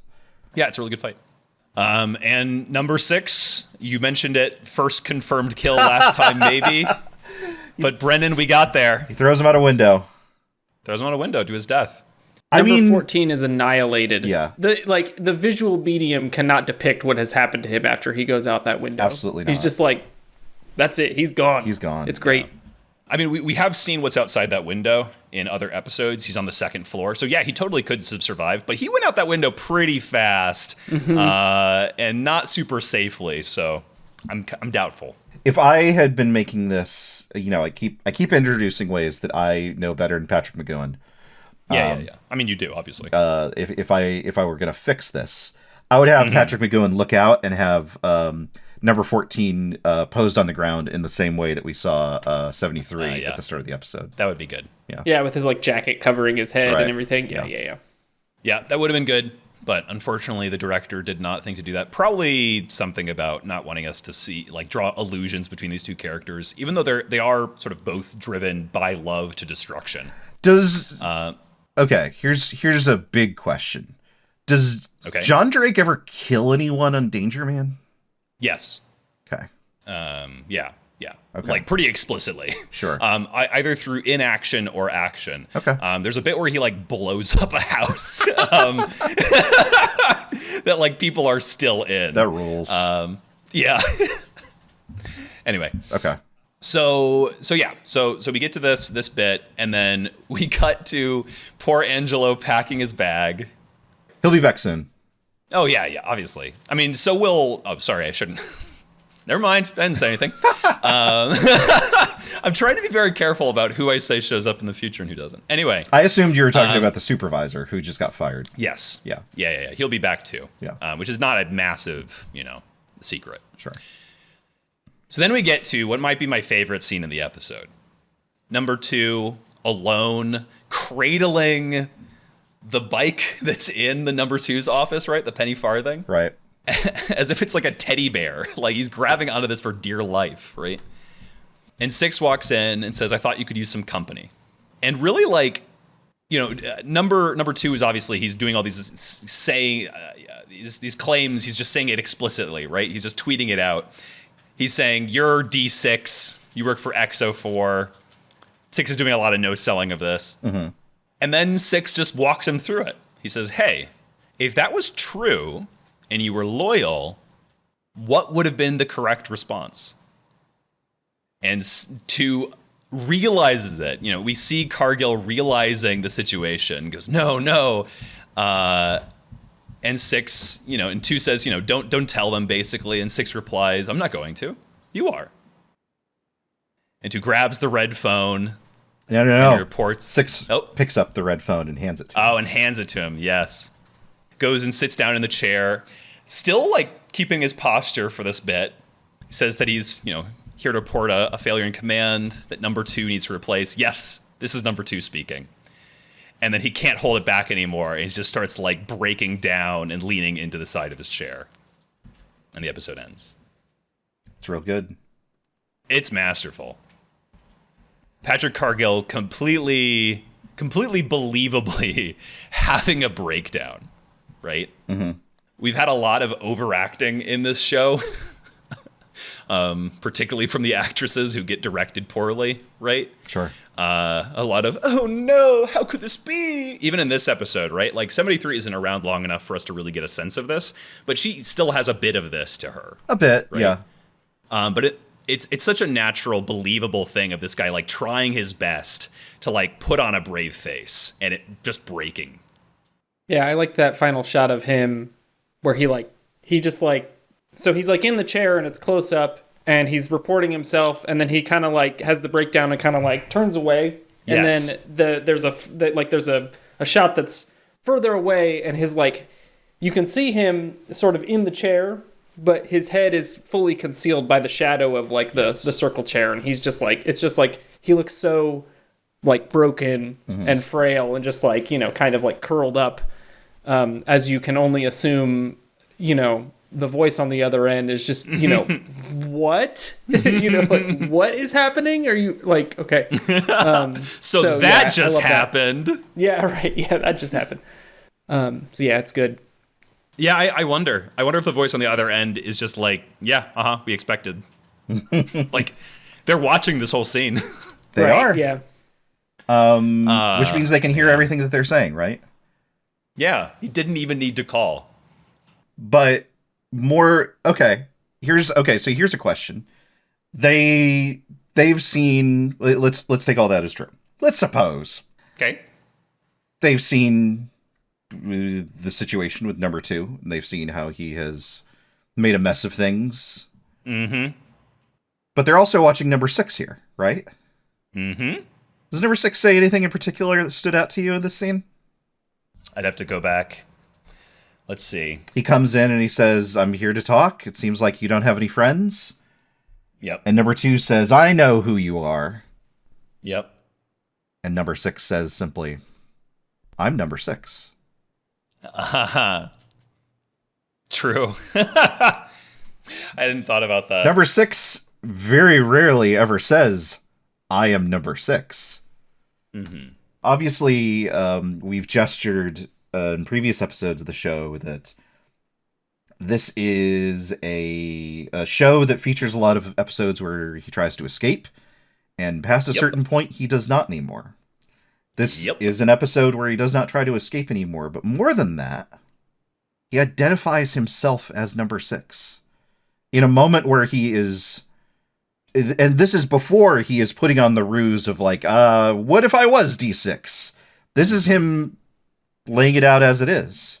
And perhaps he is doing a bit of a performance in order to get number 2 over the top. But even then, if he is willing to assume that role here in this moment, then that is a big change in this individual. Or so I would think. No, I think it's a great catch. It's a great call out.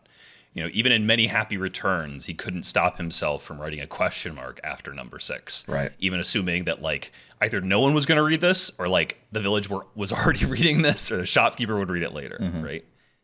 Yeah, it's really good. And, Michael already brought it up, but this is my reading of it, right? Of this is number 6 fully doing the role of number 6 as like outsider that the village higher ups can, use to test things and people and plans, right? Which, a bunch of people, a bunch of fans historically in this episode have said that this is number 6's most ambiguous victory. Sorry, unambiguous victory. So, for example, there's the KTEH ordering that we talked about. Yes. At the very beginning, right, when we were talking about all the different orderings. And this gets placed like third to last in that ordering. Because the idea is that like, oh, look at how powerful 6 has become. Sure. Right? Look at how his ability to have this incredible victory. But it's the same thing that I brought up in A, B, and C, right? Like, okay, at the end of the day, you got a number 2 out of there. Cool. Is that what victory is now for you? Right? Yeah. Like, is that victory for 6? You're not leaving. You haven't permanently dismantled this. There's going to be a new number 2 here tomorrow. Right? Right. Like, at best, you've gotten a kind of weak number 2 that they didn't even like, who was on the cutting block out of their hair for them. Yeah, if you imagine that his goal is still escape, subversion, destruction of the village, you can imagine a world where he thinks, oh, I need to keep this number 2 around as long as possible. Because he doesn't know, he doesn't have any idea what's going on, and everyone hates him. Yeah, but that's clearly not what he's after, right? It is clearly, this is a personal vendetta. Right. He wants to destroy this man, and he does it. Right. Right? We are past the point of like high-minded ideals of what does victory look like for 6, about like, I'm going to escape from here, I'm going to come back, I'm going to destroy this. No. This is 6 as an individual extracting individual revenge. Michael, any thoughts about this final scene, or? No. I mean, I think, kind of what I already said, which was, he's assumed the mantle here, right? He's playing the role, of gray hat hacker type. And it's, he's destroying the village from inside out, maybe? Like, I think that's, but I mean, he's, like you said, he's, if he was intending to escape, then this would be a good number 2 to do it under. So I think it is more of his victory is also like the village's victory, because they've like gotten this weak link, as he like calls him, I think, out of the way. This bumbler. Yeah, to counter my own argument, you could see this as like him, if you think about him as perhaps learning the lessons of checkmate and saying, okay, well, I need to build community, but I can't tell people what to do. If I demonstrate leadership is so deeply fallible and flawed and so ridiculous, and I can do that in such a way that puts other people in the position that I'm in, and then demonstrate that it can have an impact, then maybe that can build momentum of some kind. That's a very optimistic reading. It is. I think so. Yeah. As we have said, doing some lifting. Yeah. One last thing. The script has one additional line, similarly to Checkmate having one additional line there at the end. Of course. 6, upon seeing 2 sort of collapse in the chair, is supposed to turn back, according to the script, and say, meaningfully, be seeing you, and then leave. Sure. And I like that that's not there, right? Because it lets us just sort of like sit with the disquiet of watching this man have like a breakdown, which I think is much more effective for the end of this episode. Especially how hateful and how hateable he has been the whole episode. 666 is not quippy in that way. Not in this episode, anyway. Sure. Like, we've seen him be sort of like and he will be. fast-witted. Yes. But in this one, he's happy for this just to have worked, and he doesn't he doesn't laud this over this guy. Sure. But it is interesting that like he would even have in the script have said be seeing you, because there is this thing of like, hey, if I'm right about this being Thorpe, he saw him off in London, right? Sure. And saw him back to here, and now he's sending him away. Right. Right. Yeah. And they saw each other, he saw him, etc.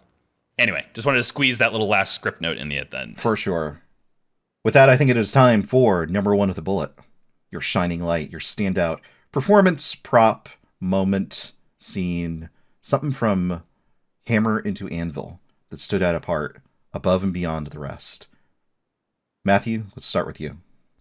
Oh, okay. Yeah. Yeah, sure. I can go first, but that means that I'm going to grab him, the one and only Patrick Cargill. You got him. I got him. I'm the getter this time. That's right. I'm going to get you, I say to number 2. Yeah, I've only given it to number 2s pretty infrequently, but I think that, like, this episode just straight up wouldn't work if you had, like, a weaker number 2. Like, I've even liked some of the other number 2s. Like, you know, we've had some really good ones. But I think for an episode like this, you really need somebody who can be really hateable but fun to hate, and who can believably sell a mental breakdown, right? And that's really tough. And I think that he does an incredible job at it. Completely agree. I think I want to +1 yours, not with my official number 1 entry, but simply because it's so top of mind. He's such a good physical actor. He is very, very good at head nods and gestures with his eye. And Michael, you called out the scene where he was pacing. He's so good at using movement, much like McGowan, I think, but also especially with his face and his head to communicate intent and direction. Michael, what is your number 1 with a bullet? I have to give it up for all of the characters in the 200 to 300 level, the lower decks folks. Shout out to my guys. My boys. The laboratory technician, the psychiatrist who's like keeping it cool with his perfect "thank you" line read. The fun-loving bomb technician. They're here to work. They understand the assignment. They're union strong. They are not getting dragged down by number 2. You know, it's just like it's. I think they're great, and I think they like really. You know, they sort of great foils on the other side of Patrick Cargill here. They really make him into this this idiot that everyone hates. So. Yeah, this is a pretty big cast on this episode, right?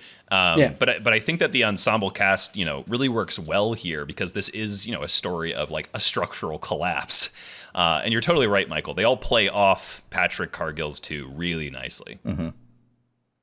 How about you, Brendan? Mine is going to be this little-known literary figure named Don Quixote. You may not know this about me, but I'm a big Man of La Mancha fan. Oh my God.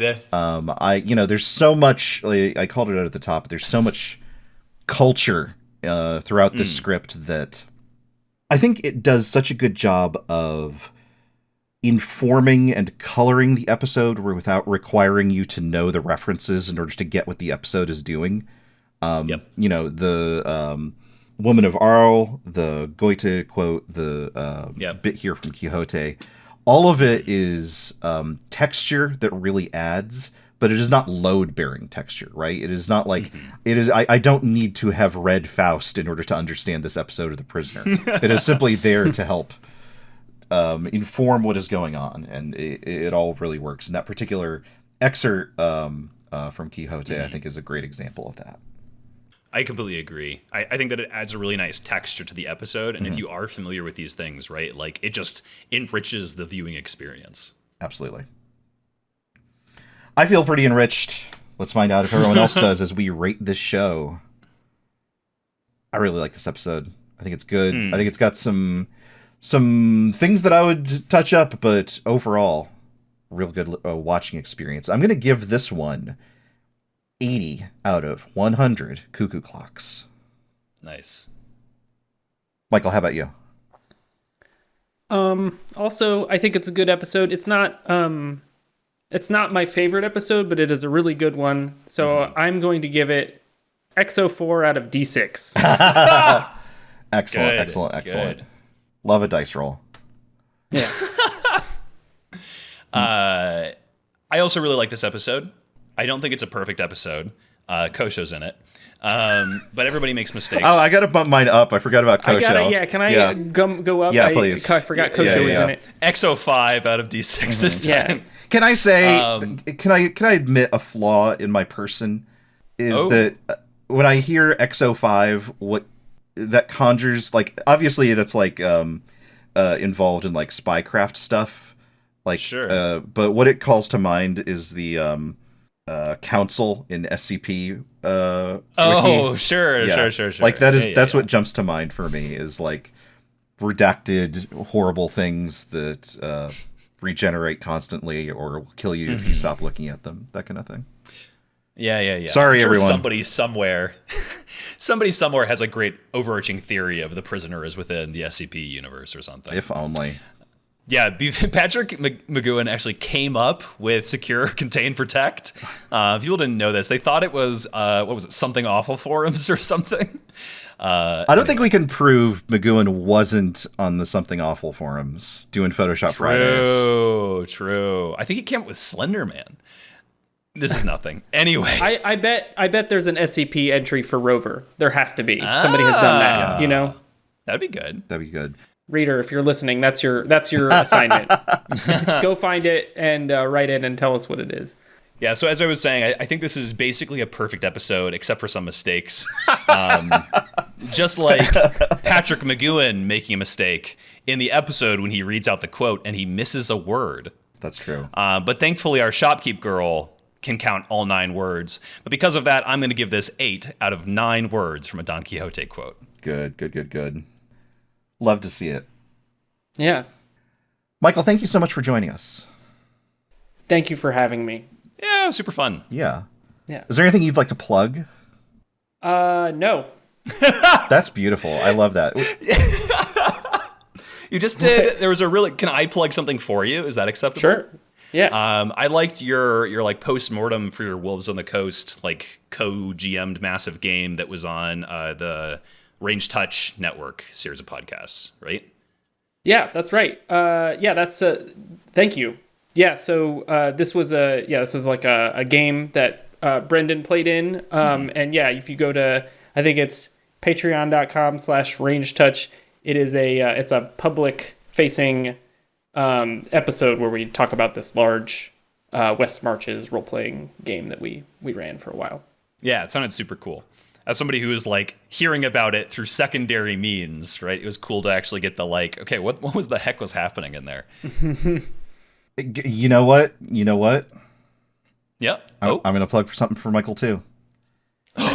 If you want to hear more of Michael, you can listen to him on the Actual Play podcast, Sword Coast, Coast to Coast. There you go. I'm Silverleaf. That's right. I guess I can be followed on Blue Sky at modality.bisky.social. We got it out of him, folks. We did it. Yeah, there you go. Plug my thing where I This was post a about sting nothing. operation to get you to plug your Blue Sky the whole time. That's right. I take off my mask. I'm Patrick McGowan. I've been the whole time. Ugh. I'm a monkey. Yeah, I know. Matthew, what's your bisky? My bisky is Matthew Guz, G-U-Z, or G-U-Z, depending on if you're of a Canadian persuasion. Brendan, what's yours? BrendanMcLeod.com. You can find the show at the-prisoners-dilemma.com. You can find our artist at cyfsweetman.card.co. You can find our musician at devindecibel.bandcamp.com. We keep them locked in those URL-shaped cages until we have need of their services again. Next time, Matthew, you've had so much to say, but I've had a few questions to ask you, but really, I just have to ask you one more thing. How do you feel about Columbo? Oh, I love Columbo. I'm a big Columbo That's head. great. Why do you ask? That's weird. Well, I was wondering if you knew who Peter Falk's favorite person to collaborate on Columbo with was. Hold on. I'm Googling. That's my Googling Foley. Oh my God, it's so loud. Yeah. I have a really big keyboard. People don't know this, Yeah. but I have to like really slam down. I have like a mice on this keyboard. A mouse on this keyboard? Yeah. That's weird. Google says Patrick McGowan with no other context. It's Patrick McGowan. We're going to take a short break from the world of spies to investigate the world of murder. McGowan was involved in a number of Columbo episodes. We're going to watch 2 of them. We're going to watch 2 of the ones that are most highly rated. We're going to watch Identity Crisis, and we're going to watch Agenda for Murder. Brendan in the edit to tell you that we are also watching Ashes to Ashes from Season 10.